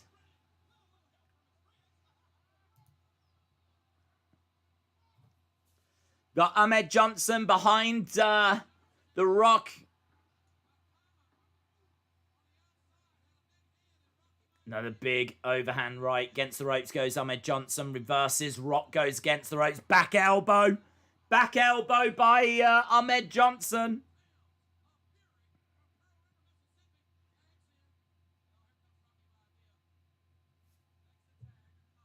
Karma steps in. Shamrock didn't get anywhere near the press and recognition or respect that Lesnar gets. I bet Shamrock could have taken out Brock based on skill alone, says Heather.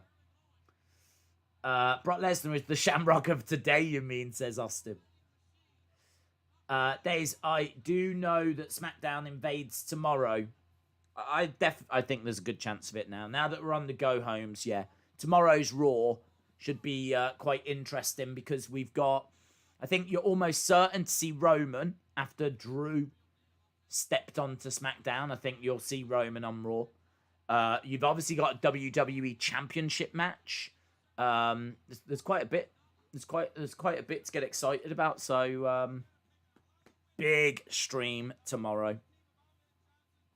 Big stream tomorrow. Legacy was the best team in WWE history, says Rated R Wrestling. They're all working together on Ahmed Johnson. Farouk strike to the midsection. Oh, another big strike right on the ear. No doubt he wasn't the size or had the fame, but being UFC, WWF transitioning and was able to do both. Yeah, definitely. Listen, I don't disagree with comparing him to Brock because there are a lot of similarities. I just wonder if there's someone, though, that could have been more like Brock. Kicks coming in. I mean, there was no one, to my knowledge, that I can think of that crossed over between the two. But I'm trying to think of, like, early UFC of who could have been that guy. Going up top. D'Lo up top. Ahmed Johnson on his back. Big frog splash connects. Big frog splash connects.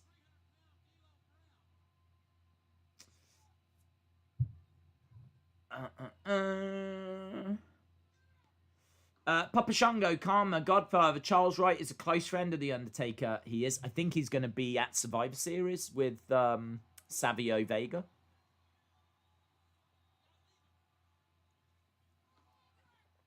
Big right hand coming back into D'Lo. D'Lo against the ropes. Kick to the midsection. Farouk outside the ring. I think arguing with an official outside the ring.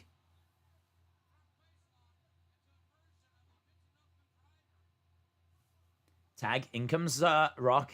Goes over. Gets spinebuster. Planted down by Ahmed Johnson.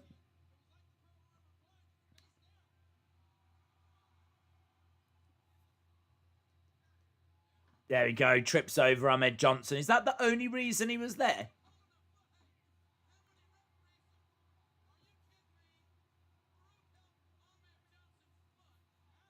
And that's legal, is it? So Farouk was outside the ring talking to the official, and he was clearly only there to hold on to the leg of Ahmed Johnson. And even though there was a ref outside the ring, it still counts. Wild. This is part of the problem. Well, I mean, like with wrestling in general, the referees just look like absolute idiots, don't they? They just look absolute idiots. Like, could you imagine if you just tightened all of that up? It's all so loose at the moment. Could you imagine if you just tightened it up? No, that's not going to count. You've already been eliminated. Can you leave from ringside, please? I know people would be like, yeah, but this is pro wrestling. But that's fine. Pro wrestling can still thrive if you just tighten up and just get a little tighter on the rules.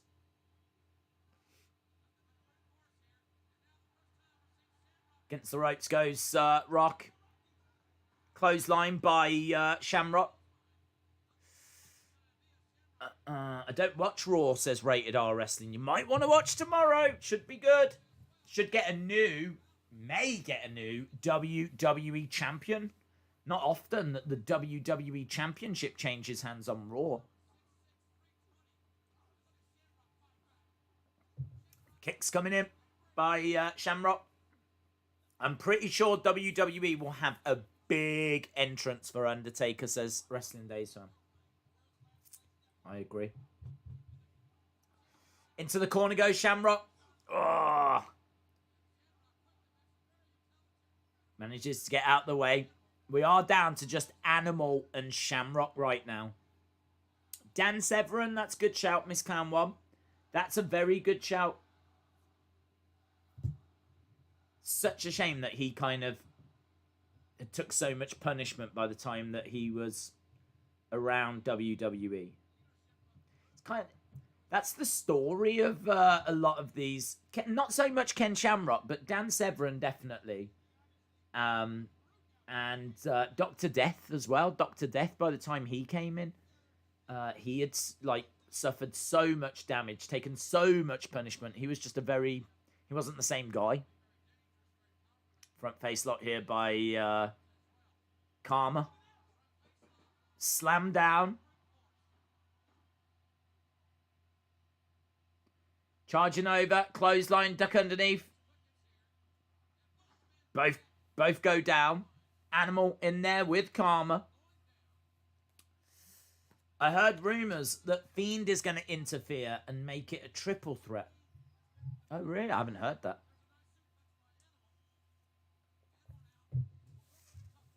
That could be interesting. That could be a real swerve, couldn't it? I don't think it'll happen because I think they've built up Drew. I mean, they have given a lot of TV time to Drew and Randy. Drew and Roman, sorry, on SmackDown. I mean, everything is pointing at that being the match, isn't it? Unless they've done it to throw us off the scent, but that's a level of creativity that WWE just really struggle to get to. Austin says, I think that's possible. WWE might want to wait longer for Drew Roman.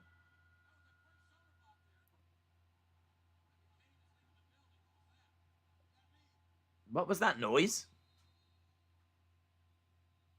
There was some kind of a bell that just sounded. A slam by Animal.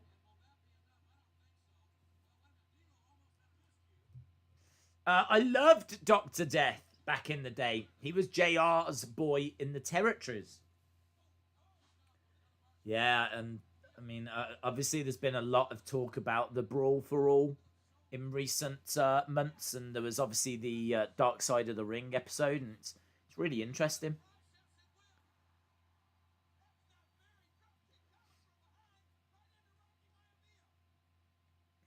Okay, so we are now down. Is it 2-on-2? I think it's 2-on-2. I think we're down to D'Lo and Rock against Shamrock and Animal.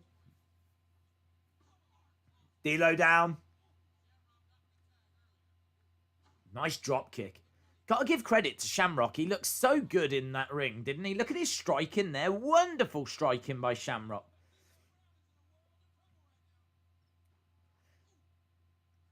Big clothesline.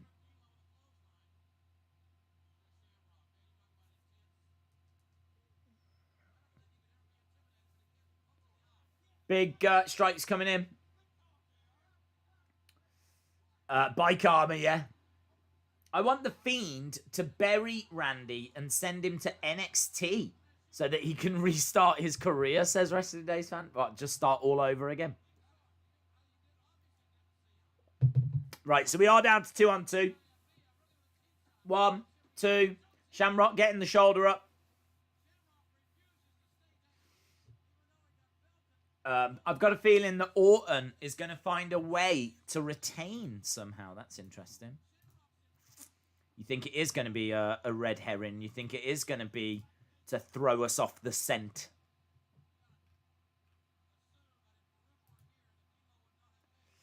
So, D'Lo with a sleeper hold on Ken Shamrock.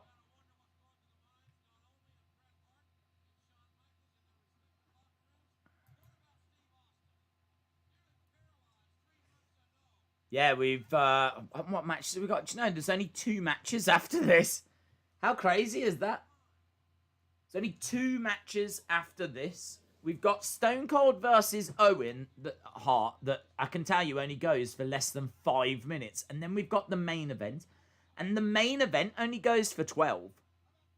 That's a really surprising thing about the main event. It's not this long, epic classic. It's 12 minutes.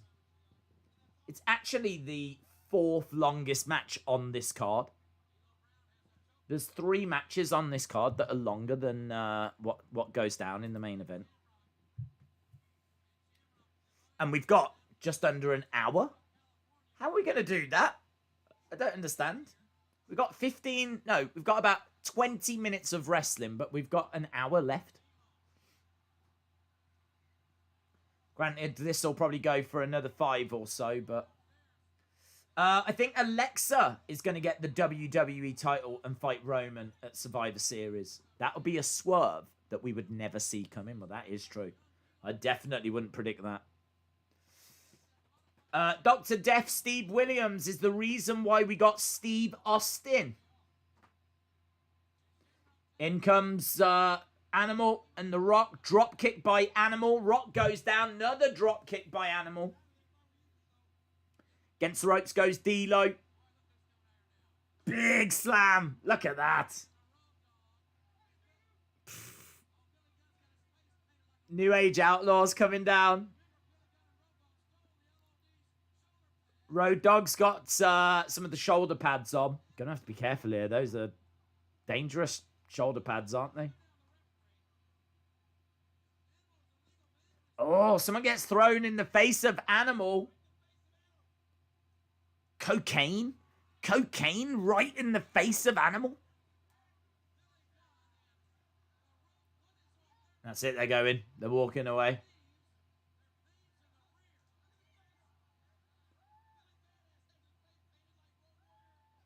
Referee counting away. The brawl between HBK and Bret before the bell is about 10 minutes. Yeah, you're probably right.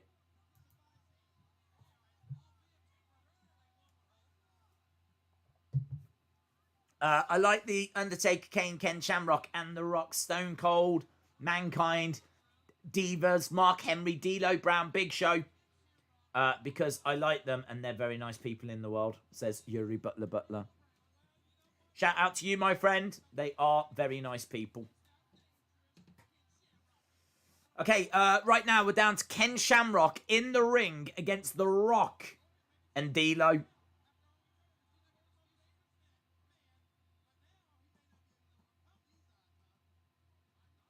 Rock is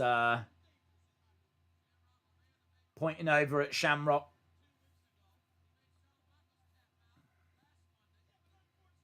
D'Lo edging his way over. Kick to the midsection. Big right hand. And again.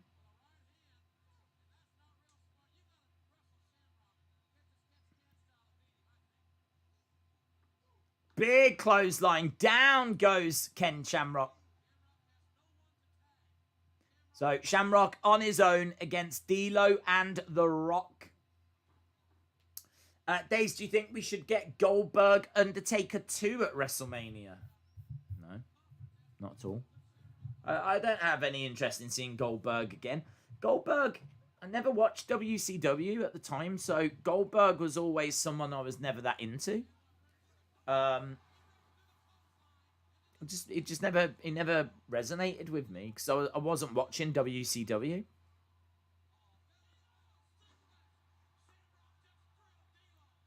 D'Lo gets planted down.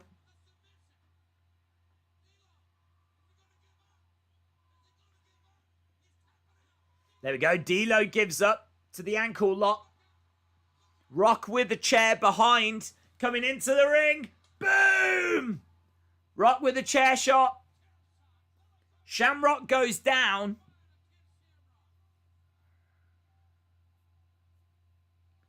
And here we go. He's going to roll him over, try and get the pin. 1. Only a 1. Shamrock didn't even wait for the 2. Didn't try to build any drama or tension. Just kicked out at 1. Days, you should do some WCW pay-per-view watch-alongs. They could be interesting, but I'm gonna struggle to know like the backstories on them all. With this, I mean, with this, I'm having to go back into my memory from when I watched it at the time, so it's a bit hazy. But I suppose that's where the Raw reviews are going to massively help me, because as I'm kind of working through those, I'm kind of refreshing and updating like my knowledge on it. So, but WCW, there's a lot of them shows I've never seen. Spinning DDT. 1, 2. Oh, that was better. That was better by Shamrock. I thought that was the 3.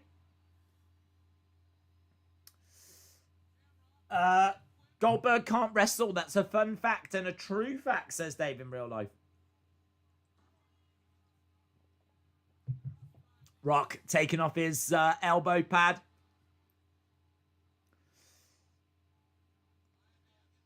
Looking to drop that people's elbow. There's a sign in the crowd that says Shawn is a god. I wonder how he feels about that these days, what with being deeply religious. Strikes to the midsection by Ken Shamrock, driving the Rock back.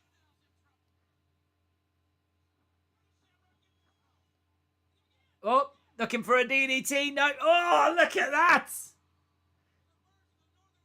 Northern Lights. Wonderful. So, Shamrock's down and the Rock's down as well.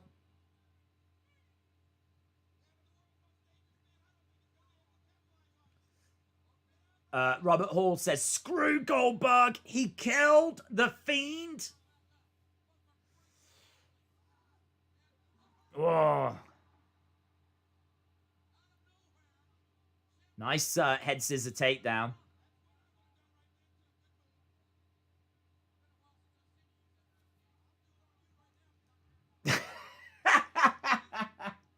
I do love that. Jerry Lawler, after that head scissors, is like, yeah, that's what I would have done as well. And JR's like, it's been a while since I've seen you do that move, King. And JR was like, I'll do it on you right now unless you shut up. It's just those little moments in it. It's those little back and forth moments. Ankle lock applied and Rock's tapping away. Tippity tap. Tappity tap tap. Shamrock's so excited he just ran around in a circle doing this. Ah! The baddest man in the world just gave one of them. What if he flew away? That would have been lovely. Now that would have been memorable, wouldn't it?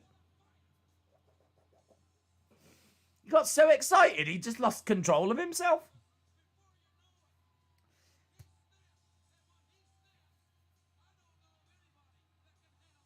He snapped. And when he snaps, I don't know if there's anyone that can control this man. How perfect would he have been for a Slim Jim commercial? Snap into a Slim Jim. Rock tapped. It's over. They've won. Foley is God signs. Yeah, they are legendary, aren't they? Do you think the Fiend will attack Taker? I think there's a very, very good chance. Next to Gorilla and Bobby, JR and King were the best. Look at that attendance. 20,593. Wow. 20,000 in that building. Right, we got the DX music. Break it down.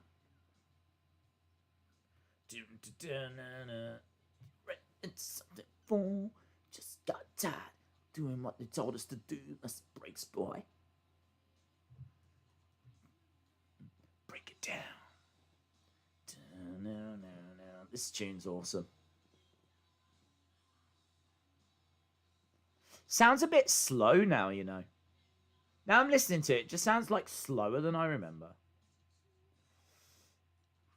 D-Generation X pay-per-view December 7th.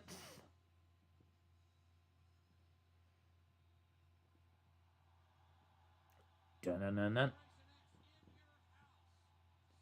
In your house. DX are going to be in your house.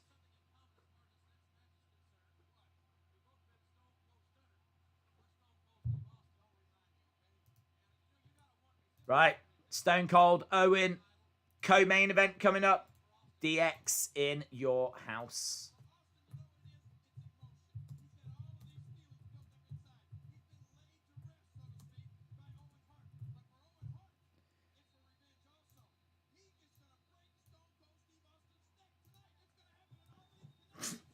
Jerry Lawler says Owen's going to break Stone Cold's neck tonight.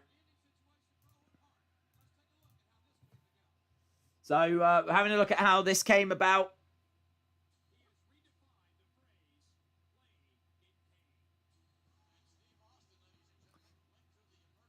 Do you think Fiend doesn't attack or stare down Taker since we're all expecting it? I just hope they don't have Alexa confront Taker. That would be lame.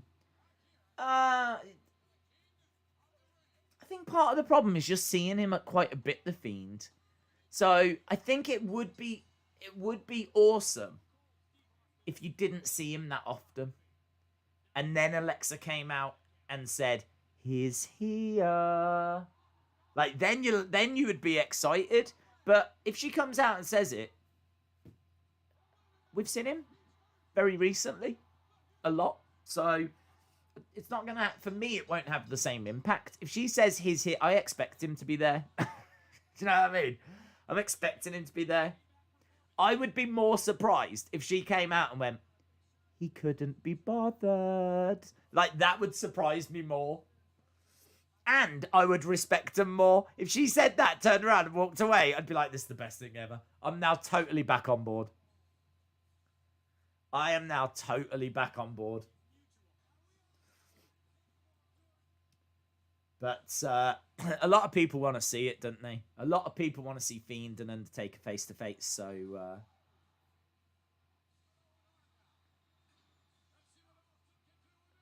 we're just having a look at that pile driver. There it is.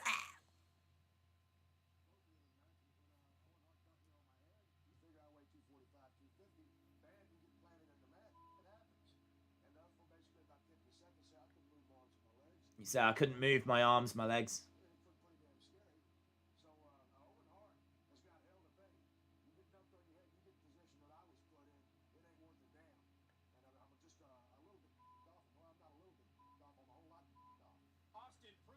Yeah, he was not a happy boy, as you can imagine.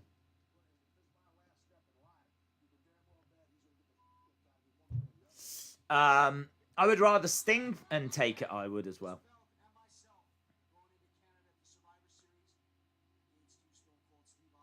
Owen felt so bad.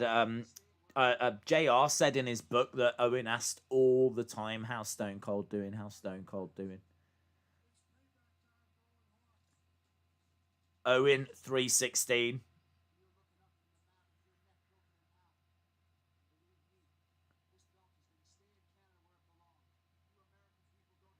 That pile driver was ugly. It really was.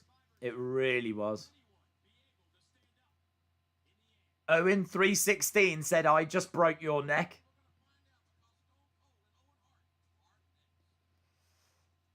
Stone Cold, Owen Hart next. As we said, this goes less than 5 minutes. And the main reason is because they were both injured. But in all fairness, matches don't have to go for like hours on end. Come in, get the job done. Do you know what I mean? Got the Stone Cold glass. That broke well, didn't it? That did a great job. Brilliant. Half of it broke. And he had to barge through to get through. Wow, someone got fired for that.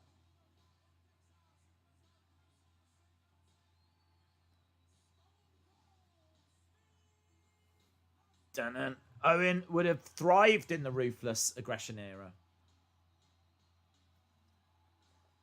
Yeah, I mean, I think the Attitude Era was the worst era for Owen. think you're right. I think Ruthless Aggression would have been quite good for him. Him being around with Ray, Chris Benoit, Guerrero, Lance Storm. You know what I mean? That kind of Dean Malenko. Those kind of talents. Perfect fit.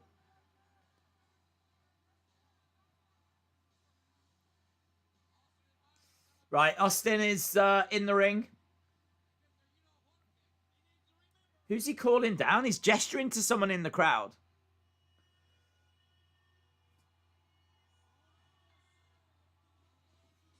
Do you think they'll punish Aleister Black for Vega? No.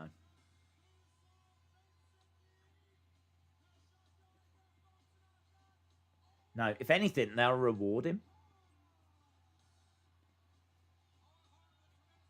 Apparently, he wanted to go back to NXT, and they wouldn't let him. Owen Hart making his way down. Bulldog carrying the slammies. Owen Hart's got the IC belt. That, for me, is the IC belt. I loved the white strap, but I just got a bit bored of it after a while. But seeing it on a black strap there, that's better than what we've got now.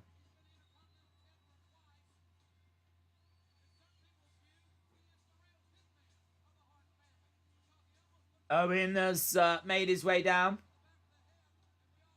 He's got the Canadian flag in his hands and, of course, getting a lot of support as a result.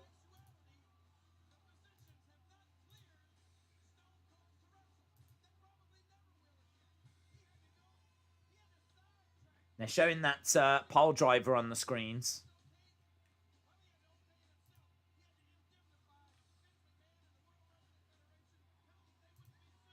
Owen, 316. Time is slipping away from us here. We've got less than 40 minutes. Less than 40 minutes. 2 matches to go. Owen Hart, Stone Cold, and then the Montreal Screwjob. Realistically, if you're just joining us right now, well done. You've played life very well today, because this pay-per-view has been a chore. I think the first 2 matches really did a lot of damage to the show. That first half an hour was just hard work.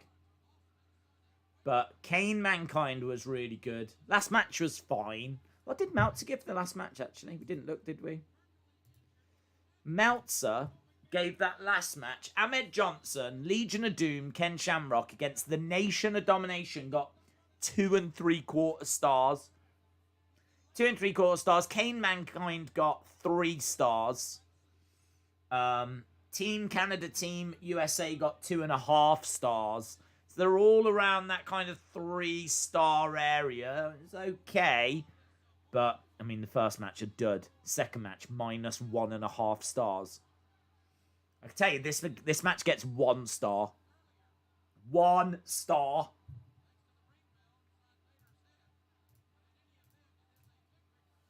But it's only 4 minutes. So how much offence can it cause? Aleister should be allowed to go back to NXT. Trips wouldn't care. Wrestle with Andy, shout out to you, my friend. Vince screwed Vince. Right,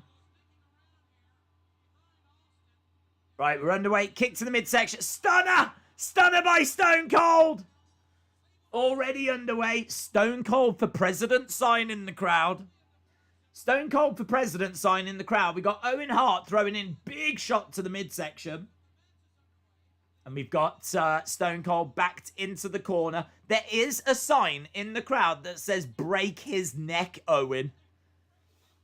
Yeah, even Jerry Lawler spotted it and he's laughing. This got 1 star from Dave Meltzer, but they've started with real energy here.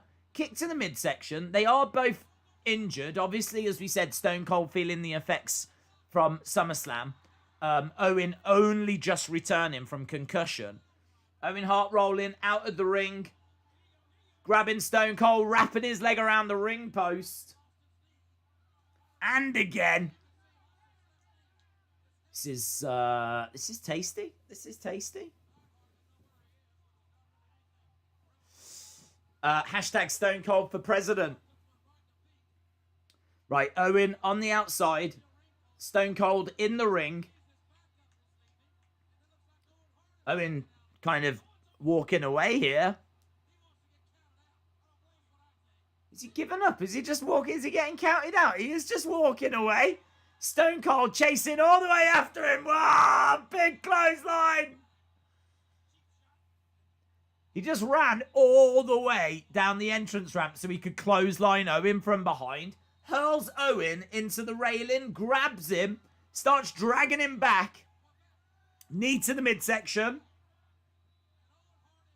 Oh, big chop. Big strikes coming in. Throws Owen back into the ring.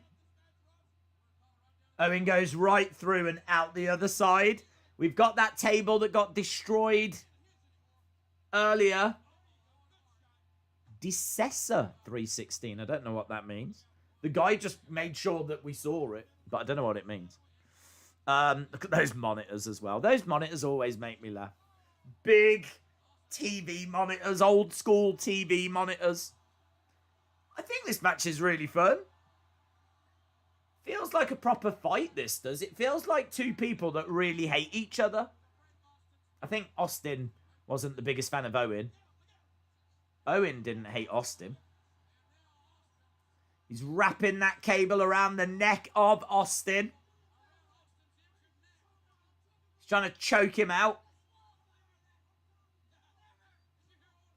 Disqualify me then. The referee saying stop choking him. Owen says, well, disqualify me then.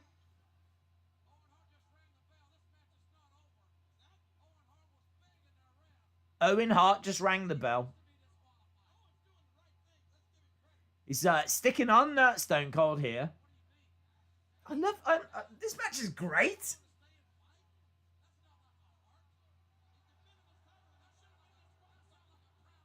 I like this. I like the fact he's like, disqualify me then.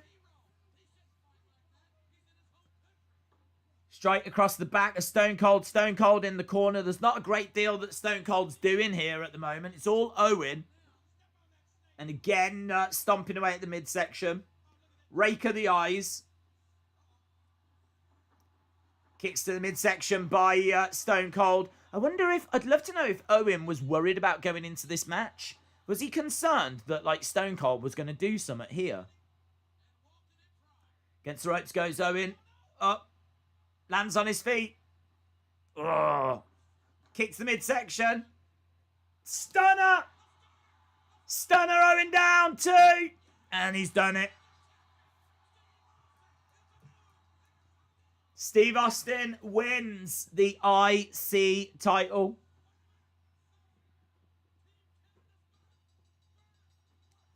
So there we go. 1 star. I don't know, man. I don't think that's a 1-star match. I mean, it's clear that the Stone Cold had some limitations there. All the signs as well. All the signs in the crowd. Austin 316. Loved by few, feared by many. So there we go. Stunner. Stone Cold. Stone Cold. Stone Cold. New Intercontinental Champion. Yep. Stone Cold beats Owen in less than 5 minutes. I think that match was fine. I think Stone Cold certainly had limitations.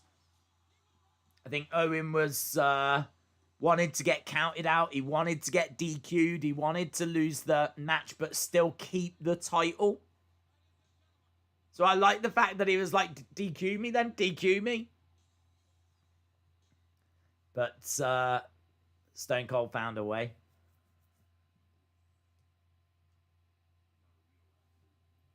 Oh, I love these. I'm not a real athlete. I'm just a wrestler.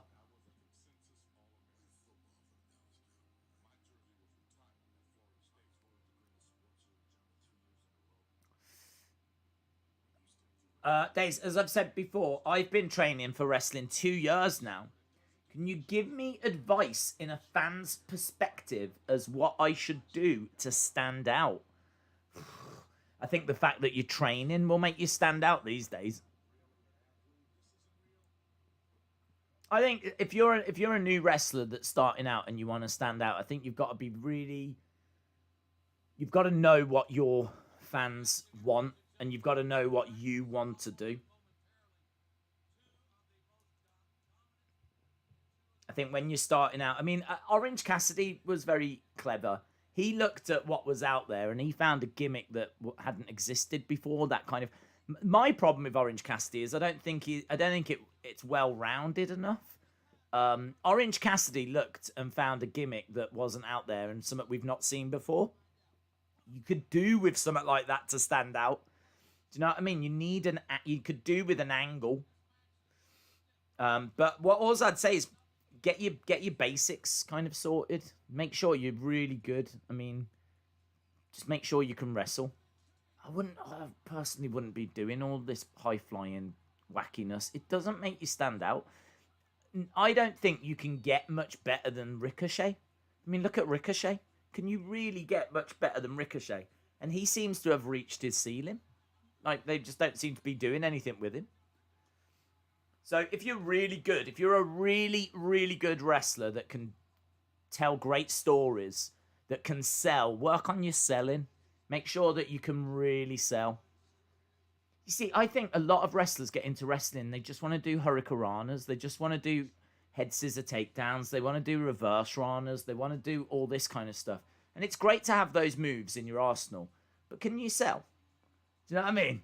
Can you sell? Can you actually apply logic to your matches? It's easy to say, yes, I can, but can you? Can you? I personally think a reverse Rana is a finishing move.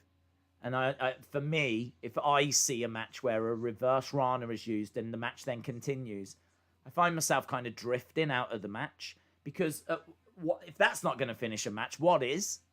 And that's the kind of logic that you have to look at. And storytelling as well, knowing when to walk away, knowing when to take those moments to kind of look out at the crowd, knowing when, if the crowd aren't into it, stopping and just kind of looking out at the crowd or picking someone out in the crowd and having a go at them if you're a heel or, finding a way of bringing them on board. So much more to wrestling than can you do a moonsault. I mean, an incredible amount more. And for me, it's about the storytelling. It's about, knowing your character, knowing, really working on selling and all of those aspects. So, yeah, I think if you've been training for a couple of years, you should have the basics. And hopefully you've had a few matches as well. Because that kind of stuff only tends to come with experience. Have a look in the chat as well. I'm sure people are sharing their thoughts also. Heather says Vince doesn't get Ricochet. No. This is what we're saying. That's not good enough, apparently. If you're aiming for the top, then the flips aren't the way to go. I mean, you could argue that you've got to have the right size, and that's something that you can't do a great deal about. I understand that argument. But I think the storytelling is so much more important. The emotion you can put into the match. Can you take the fans on a journey? Can you get that fan support? Look at Daniel Bryan. Look what Daniel Bryan achieved. He wasn't about the flips, but he was such a great storyteller that the fans connected with him. I love that, seeing it backstage. Sean, coming through the tunnel. And if you want to talk about storytellers in wrestling, I mean, honestly, that would be my advice. Write a day off sit down, get the network, watch every single Shawn Michaels match you can get a hold of. Every single one. Go on the network and just watch every single one. But what you're looking for is, what's the story of the match? What's he trying to achieve? From the moment he walks out to the moment he leaves, what was he trying to do? What did he get across? Was he selling an injury? Was, when's he addressing the crowd? When's he looking out at the crowd? How does he interact with the crowd? His selling. How did he sell? When did he sell?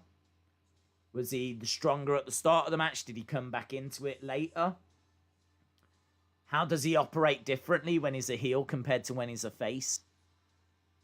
I mean, look at this. He's come out. He's got a Canadian flag, and he's already wiped his backside with it in front of the Canadian fans. Goes for his pose. Gets the flag again, just to make sure you've seen it. Blows his nose on it. Sticks it up his nose. I mean, really, just doing as much as he can with this flag to make sure you know. He has no respect for Canada. He has no respect for the Canadian fans. He puts the flag down, gives the crotch chop. Look at this from Shawn. Some questionable signs in the crowd. Love that ring attire. Black ring attire. I mean, is that foreshadowing a bit, do you think? Wrestling in black? I mean, it isn't this day. Everyone wrestles in black these days, but...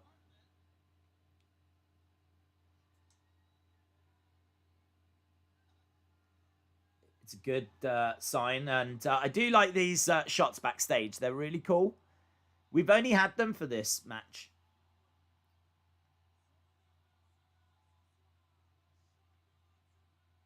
It is great that we've got this footage and we can actually see backstage. And we can see Shawn making his way backstage, coming through. And we can see Bret making his way backstage and coming through. It reminds me of like Madison Square Garden. Do you remember they used to do that at Madison Square Garden? They used to show you Hulk backstage, like getting himself worked up, and then he'd go through the curtain. Kind of capturing that. The camera on the Hitman. The calm before the storm. I mean, what's great as well is you can always wonder. I wonder what it was like in Gorilla just before the match. Well, you're seeing just before the match, aren't you? What was it like? Were they talking about the match beforehand? Well, clearly not immediately before it, because we're watching them making their way as his music hits and out he comes. Hart had said, "My money is on Bret." Yeah, go all in on Bret. All in on Bret. Bret Hart making his way down.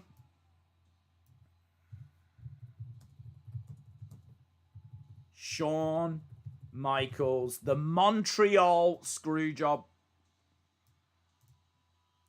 Here we go. Bret stepping into the ring with the Canadian flag. So we did talk about it earlier. We've done a pretty good job of not talking about the Montreal Screwjob throughout this stream, because it's a topic that's been covered extensively. But obviously Bret Hart already signed to go to WCW. He's obviously got a no-compete. So when he does go over, he can't actually wrestle. So when he does join WCW, he has to do a few other things first, like be a guest referee, because he can't go straight in and wrestle. But here he is as the champion in Canada. And his contract does say that he has got creative influence. So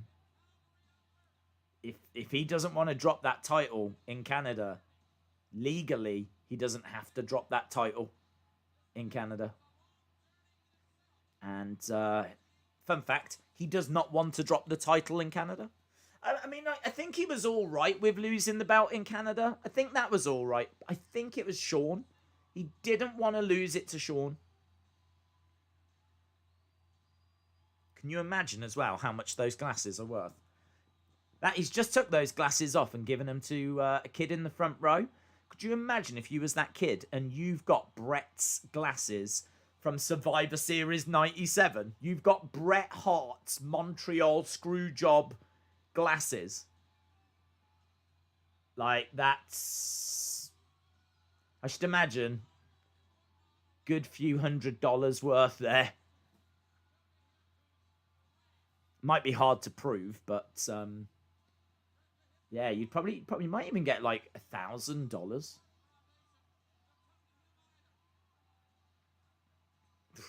Yeah, you probably would. It's the proving it that would be difficult, but nice gift for that kid. So Bret in the ring, looking out. Shawn is outside of the ring. There's real disdain, isn't there? There's real disdain. So Shawn having a look around. Great reaction for Bret.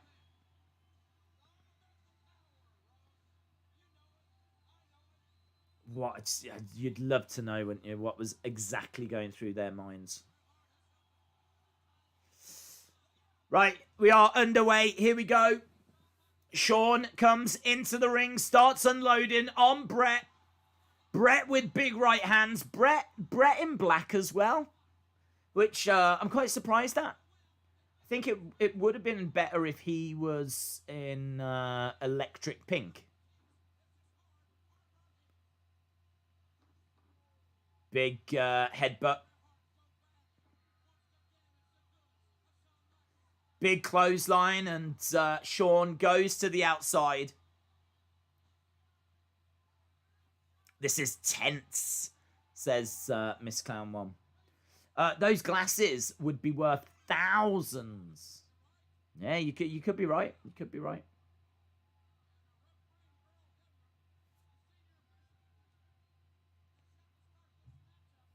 Big strike coming in. Into the ring steps goes Shawn. Less than 20 minutes. US, there is. 20 odd minutes to go. Big strike. We're already outside the ring. Dave Meltzer gives this 3 3/4 stars. Oh, into the front row goes Shawn.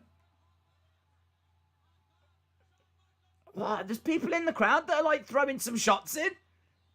There was a guy there that was trying to get some shots off. Yeah, Michaels is being pummeled by the crowd. Look at this. He's proper in the crowd. There's a referee in there as well. They're trying to get some refs in to get around the wrestlers, but I'm not sure that was a wise idea. Here we go. Throws Shawn over the railing. Pat Patterson trying to help Shawn back over as well. Shawn slumps over by the commentary table. Vince has come down to ringside now.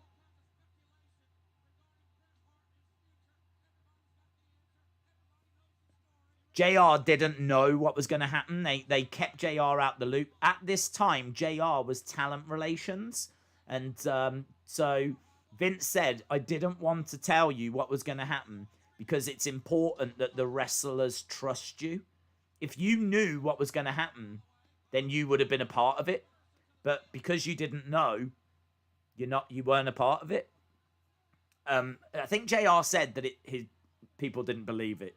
People believed that he was still a part or knew of it, but he swears he didn't know. He swears that he didn't have a clue.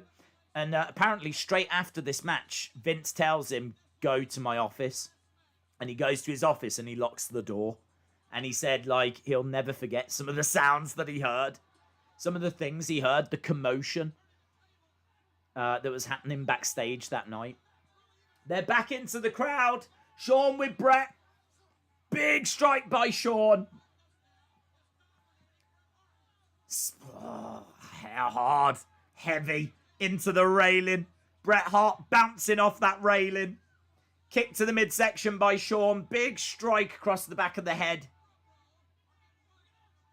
He's got Bret He was going for like a pile driver on the outside. Big back body drop by Shawn. Shawn is down and Bret is jumping over that railings. Oh, that looked low. That looked low. That looked low by Bret. That looked low. Shawn goes down. This is so personal. There was such hatred. Bret Hart, after this, wouldn't be seen for another 9 years. He wouldn't come back till 2006. Reverse. Back body drop.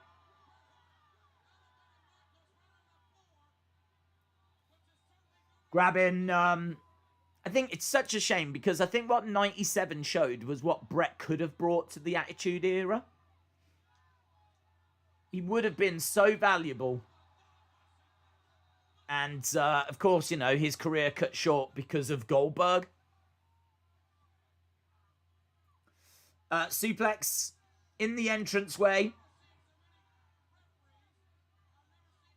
Such an energy to this match. I mean, I think the fact there's so many, like, refs and officials around. You got Sergeant Slaughter right there. Do you know what I mean? Like, this, they're fighting out in the entranceway already, and I think you're right. I don't think we've started yet, have we? Have we? I don't even know if we've started. Bret collides into an official.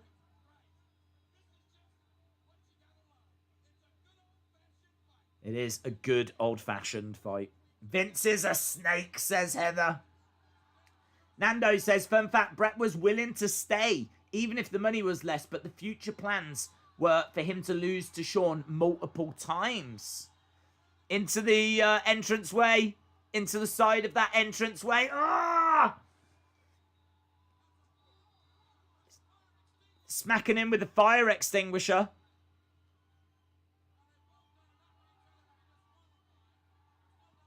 So, Bret, into that railing. Dave in real life says, me and my friend Chris would write letters to Vince complaining about this result. I don't even count 2006. He was there for one night and then he was gone again. True. In that case, was it 2010? Headbutt. He was part of the Nexus thing, wasn't he? At SummerSlam.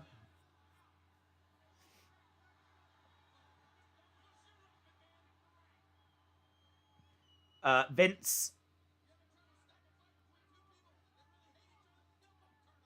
I think Vince is telling them to stop and to take it back to the ring.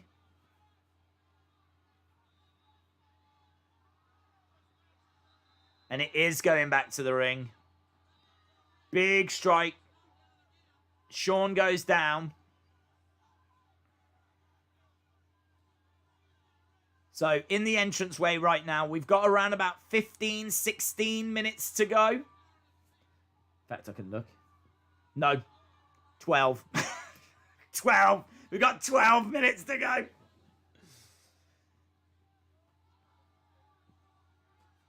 He's got the, is that the Quebec flag?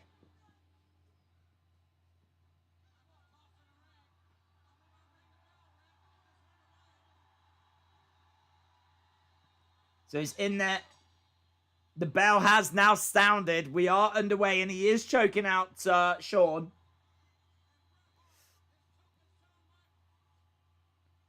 So he's choking out Shawn with that flag.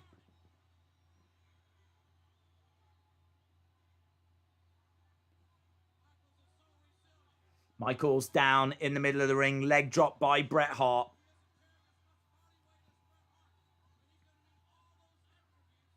Shawn still down. Bret grabbing him. Trying to bring him up to his feet. Picks him up. Inverted atomic drop. Not sure where all the officials are at this stage. Can't see them round by ringside. But the match has started. Against the ropes goes Shawn. Duck underneath. Misses a clothesline. Big flying forearm right into the face of Bret. Kip up by Shawn in the background. Yeah, it's really... Oh, big kick by Shawn. Such drama in this.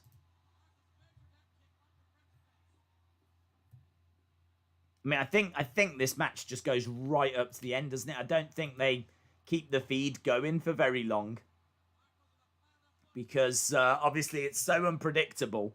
And it's such an explosive, toxic environment that they don't kind of stay on it.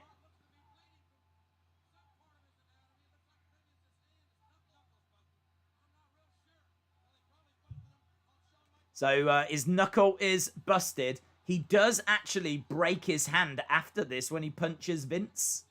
When he punches Vince, he actually busts his hand. Big strike by Shawn.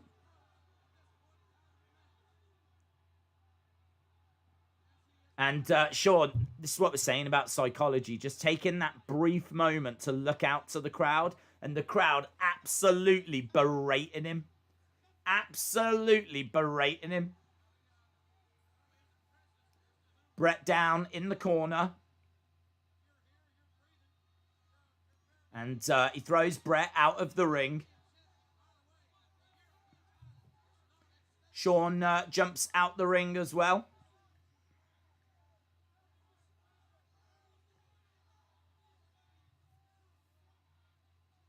Big right hand by Shawn.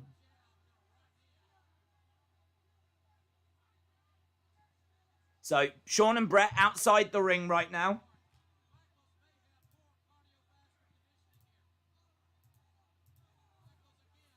Oh, big strike. Look at the smile on Shawn's face.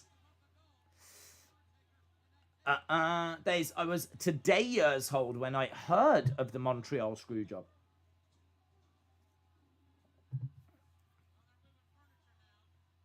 On top of the ring steps. Oh, slams him face first onto the ring steps. Shawn Michaels stomping on the back of the head. Trying to grab that Canadian flag. Oh, breaks it in half. He's got the pole. Drives the pole from the flag into the chest of Bret. Bret, look at the selling there. Brilliant selling.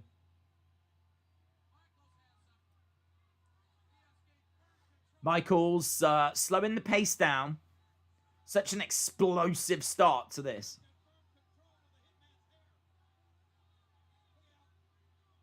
Big strike. And Michaels is loving it.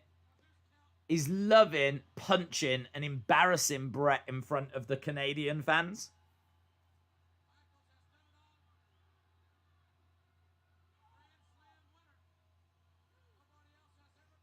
Shawn up top. Double axe handle. Slightly delayed sell by Bret.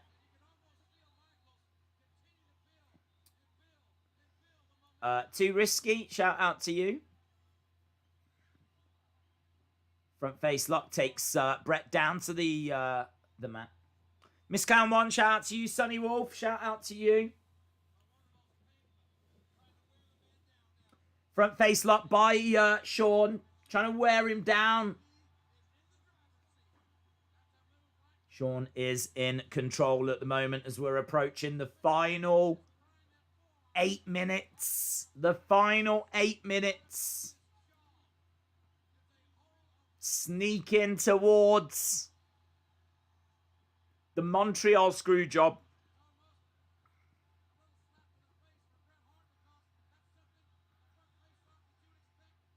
Both guys on their feet. Bret picks up Shawn. Still on his feet. Tries to pick him up again. Shawn still on his feet. And slams him down. Shawn goes down. Big cheer from the crowd. That's good luck in WCW. Bret sign just reappeared as well.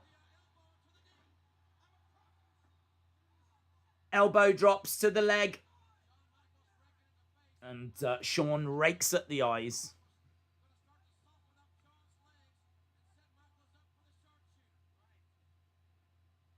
Shawn going over, grabs Bret by the hair.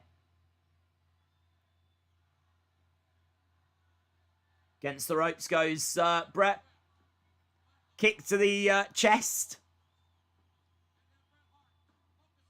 Kicks to the legs. Rake of the eyes by Shawn. Shawn going over, smashing Bret into the corner.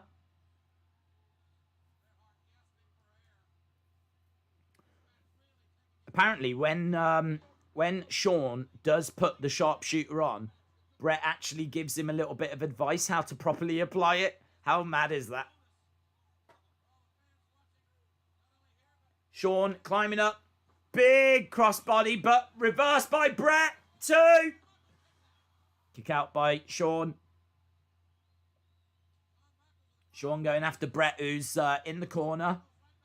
Throwing some low kicks in. And again. Tries to take down Shawn. Tries to drag him over. Hard, man. That is hard. He's got a figure 4 applied. Look at this. Going for a... Oh, look at that. Figure 4. Draping figure 4. Using the ring post. It's beautiful.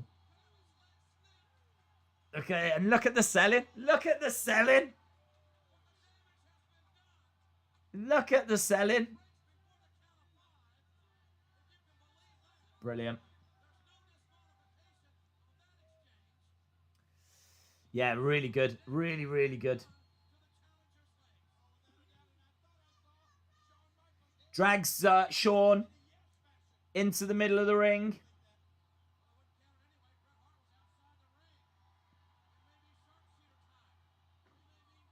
Big strike on the knee by Bret Hart.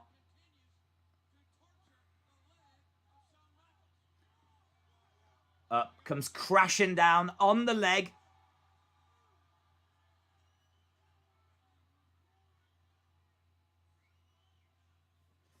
So this is really good work by Bret, targeting the leg right now. And again, you know, it's going to make it hard for him to hit that super kick if his legs are all messed up. Drags him into the middle of the ring. Figure 4. Middle of the ring, figure 4.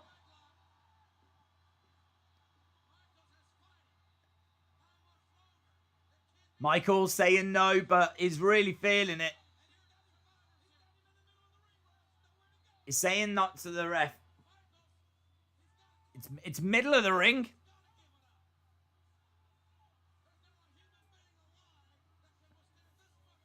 JR says there's not a human being alive that can withstand this kind of pressure.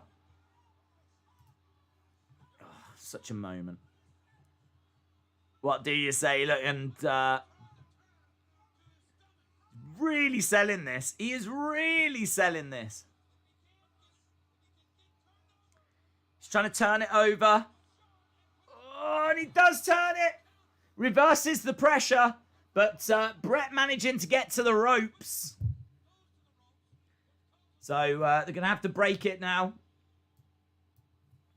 Chalmers says, has anyone had as much heat as Shawn here for being a hero in their state? Well, I mean, the one that comes to mind is Cena and Rob Van Dam. That wasn't a state, that was a company, wasn't it, with ECW? When Cena took on Rob Van Dam, the heat there was incredible. That was incredible. Oh, I mean, there's been loads of examples of this kind of a heat on the territories. 1, 2. This is the kind of thing they used to play on all the time with the territories. You used to have the champion coming in, and you had the hometown hero that would go for the belt, and so you would. This would be normal. This would be normal. But for WWE, I don't know. It's got to be up there. Big suplex going for the pin. 2. Kick out by Shawn.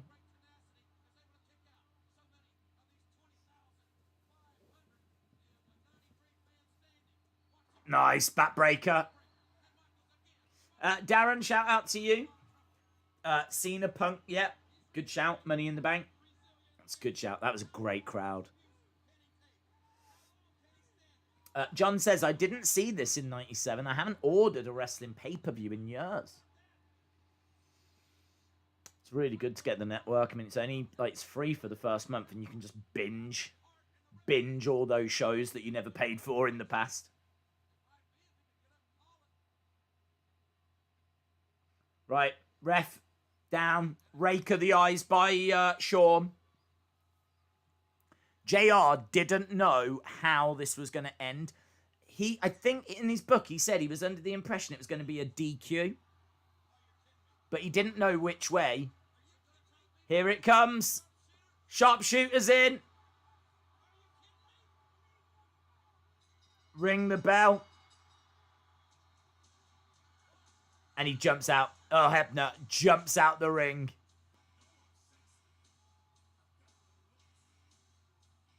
You can see there's confusion. That Bret spits at Vince.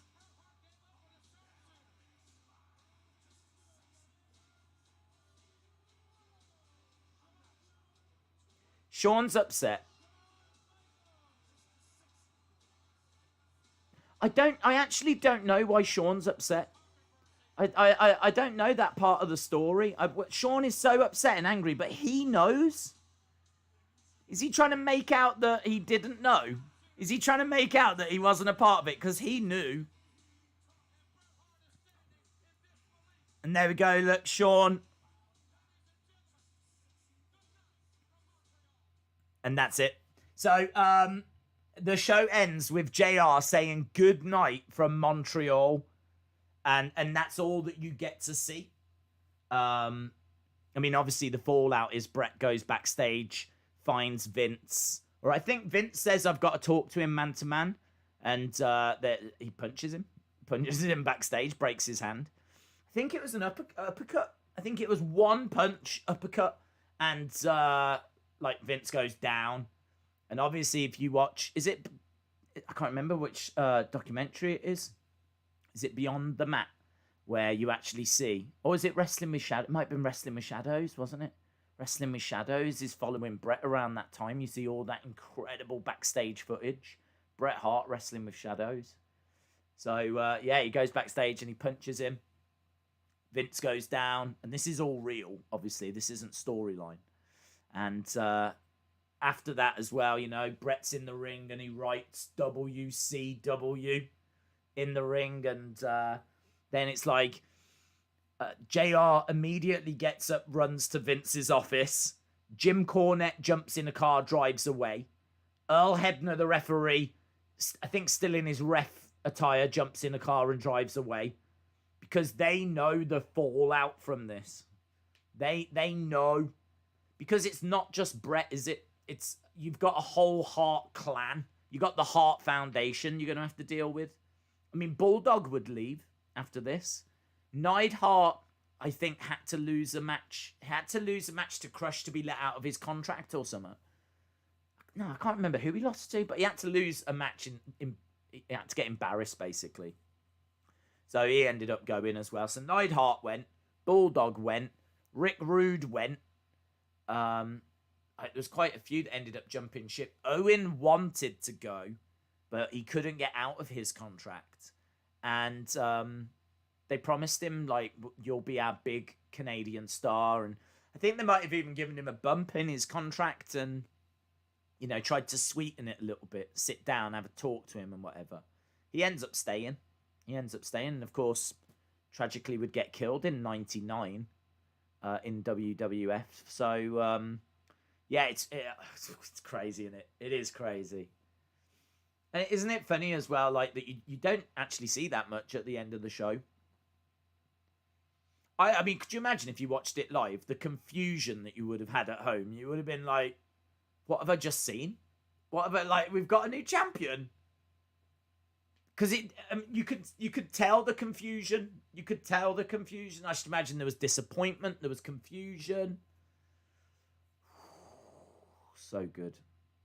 Vince had a shiner. That was Bret's last big match, says Zachary. Rick Rude left. Yeah. What would you give that show? I think that it was a struggle at the start. I think that some of those later matches couldn't make up for how much of a struggle that start was, in all fairness. I think that Team Canada, Team USA, I think should have been the opener.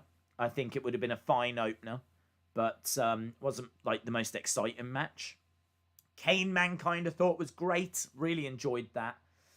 The other Survivor Series match, the Nation of Domination one, it was all right.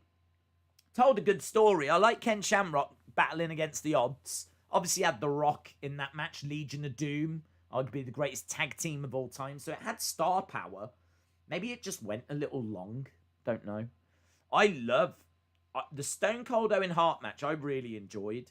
And Michaels Bret Hart, the brawl before is excellent. The match itself is solid. This is a hard pay-per-view to score because I feel like the start is so bad, so toxic. It really does kind of colour your score a little bit. But actually, when you look at like Kane Mankind, Stone Cold Owen Hart, the 2 elimination matches, the main event and that brawl, and then the fact you got Montreal Screwjob right at the end, it's tricky to score. It is tricky to score. I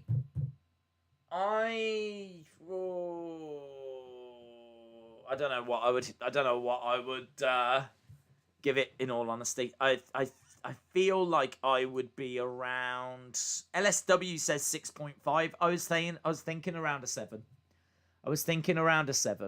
So 6.5. Dave says 6. I hate the end. Bret is the GOAT. Yeah, I mean, look, I think the better thing to have done would have been to have had Bret retain and then just drop it the next night. He was do you know what he actually said? He actually said, I'll drop it to anyone. I'll drop it to the Brawler if you want me to. He actually said that. He said, I will drop it to the Brooklyn Brawler. Like the biggest job guy in the history of job guys. I'll drop it to him. That would be like saying nowadays, I'll drop it to... Wow, who's the big job guy now? Probably Dolph Ziggler, innit? But King Corbin. I'll drop it to King Corbin. I'll drop it to King Corbin if I have to. But just not anyone but Shawn. 5.9 says Shaquem. Galaxy 101 says 6.8. 6.5. 7. 6. Hard to score. I agree. One of my big regrets in life will be making you guys sit through those first 2 matches. That'll be something that I will regret till the rest of time. The fact that we were here. I mean, even, isn't it weird? The stream couldn't cope. Like, we have had no lag. We have had no lag whatsoever. Right? No lag at all. Since, like, the start of this show. But the start of this show, even the flipping streamers, like, what are you doing? You are going to kill this YouTube channel if you make people sit through these matches. So even the streamers, like, I'm going to do you a favour here. You are being a poop potato right now. I'm going to do you a big favour. I'm going to cut this stream. And it kept trying to cut it, and I was like, no, come on, we can keep going. It's going to get good. So, yeah, it is. Oh. You see, I don't know if I hate the end. I think it's such an important, big moment. I can't imagine wrestling without it now. Do you know what I mean? I mean, would it have been better if it had never happened? I don't know. It would have been better for Bret, of course. But would it have been better for us? on a completely selfish basis, if that hadn't happened and Bret had still gone to WCW, would we have got what we ended up getting?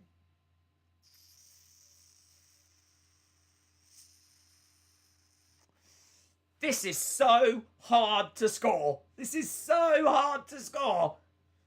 I feel like this is beyond my capabilities to score this show. It's like, it's got just some of the worst awfulness on it, but then it's got some of the most historic stuff on it as well. How are we going to do this? How do we do this? An average show is 6.5. So that's a show that's got a little bit of good, little bit of bad. This has got really bad, but it's also got flipping historic. So comparing the historic to the really bad means it has to be more weighted towards positive, because Montreal Screwjob and the importance of that compared to just the couple of bad matches we had at the start means that it's got to be more weighted past 6.5, but not much, because there wasn't really much else to drag it over that way. So I'm gonna go with a 7. I could have gone with 6.75, but I'll go with a 7. I'll go with a 7. But a lot of that score is coming from the main event. About 8 points of that 7 is coming from the main event. 12 Vinces out of 10, says Austin. Days Meltzer, come on. Yes, but I'm not him, am I? I'm not channeling Days Meltzer right now. If I was doing this in Vince's, I'd have it like that. If I was to channel Days Meltzer, I'd be like, blah, blah, blah, and I'd have it sorted, but I'm not him right now. He only comes out during the Raw reviews. Danny Barnow, shout out to you. 5.5, says Brian. I don't disagree. I think this is such a... I can honestly see the argument being made for both. Like, if you went high or if you went low, I could see an argument for people doing both. So, well, there we go. There we go. It's in the books. We've done it. We've watched it. There's not much to watch or talk about coming out of like the end of that, because you don't get to see a great deal. But still well worth watching. And I don't know if that did anything to make you more excited for next weekend. But of course, next weekend is what it is all about. Next weekend, Survivor Series 2020. Who is competing? Don't know, because there's some big matches coming up this week. So, of course, we're back tomorrow for Raw. We're back for SmackDown as well. And, of course, we've got UFC 255 next Saturday, Survivor Series next Sunday. It is a massive, massive weekend. So, big shout out to everyone that joined us. Really do appreciate all of the support. Hope you have a great evening wherever you are. And hopefully I'll see you again next time. Bye for now.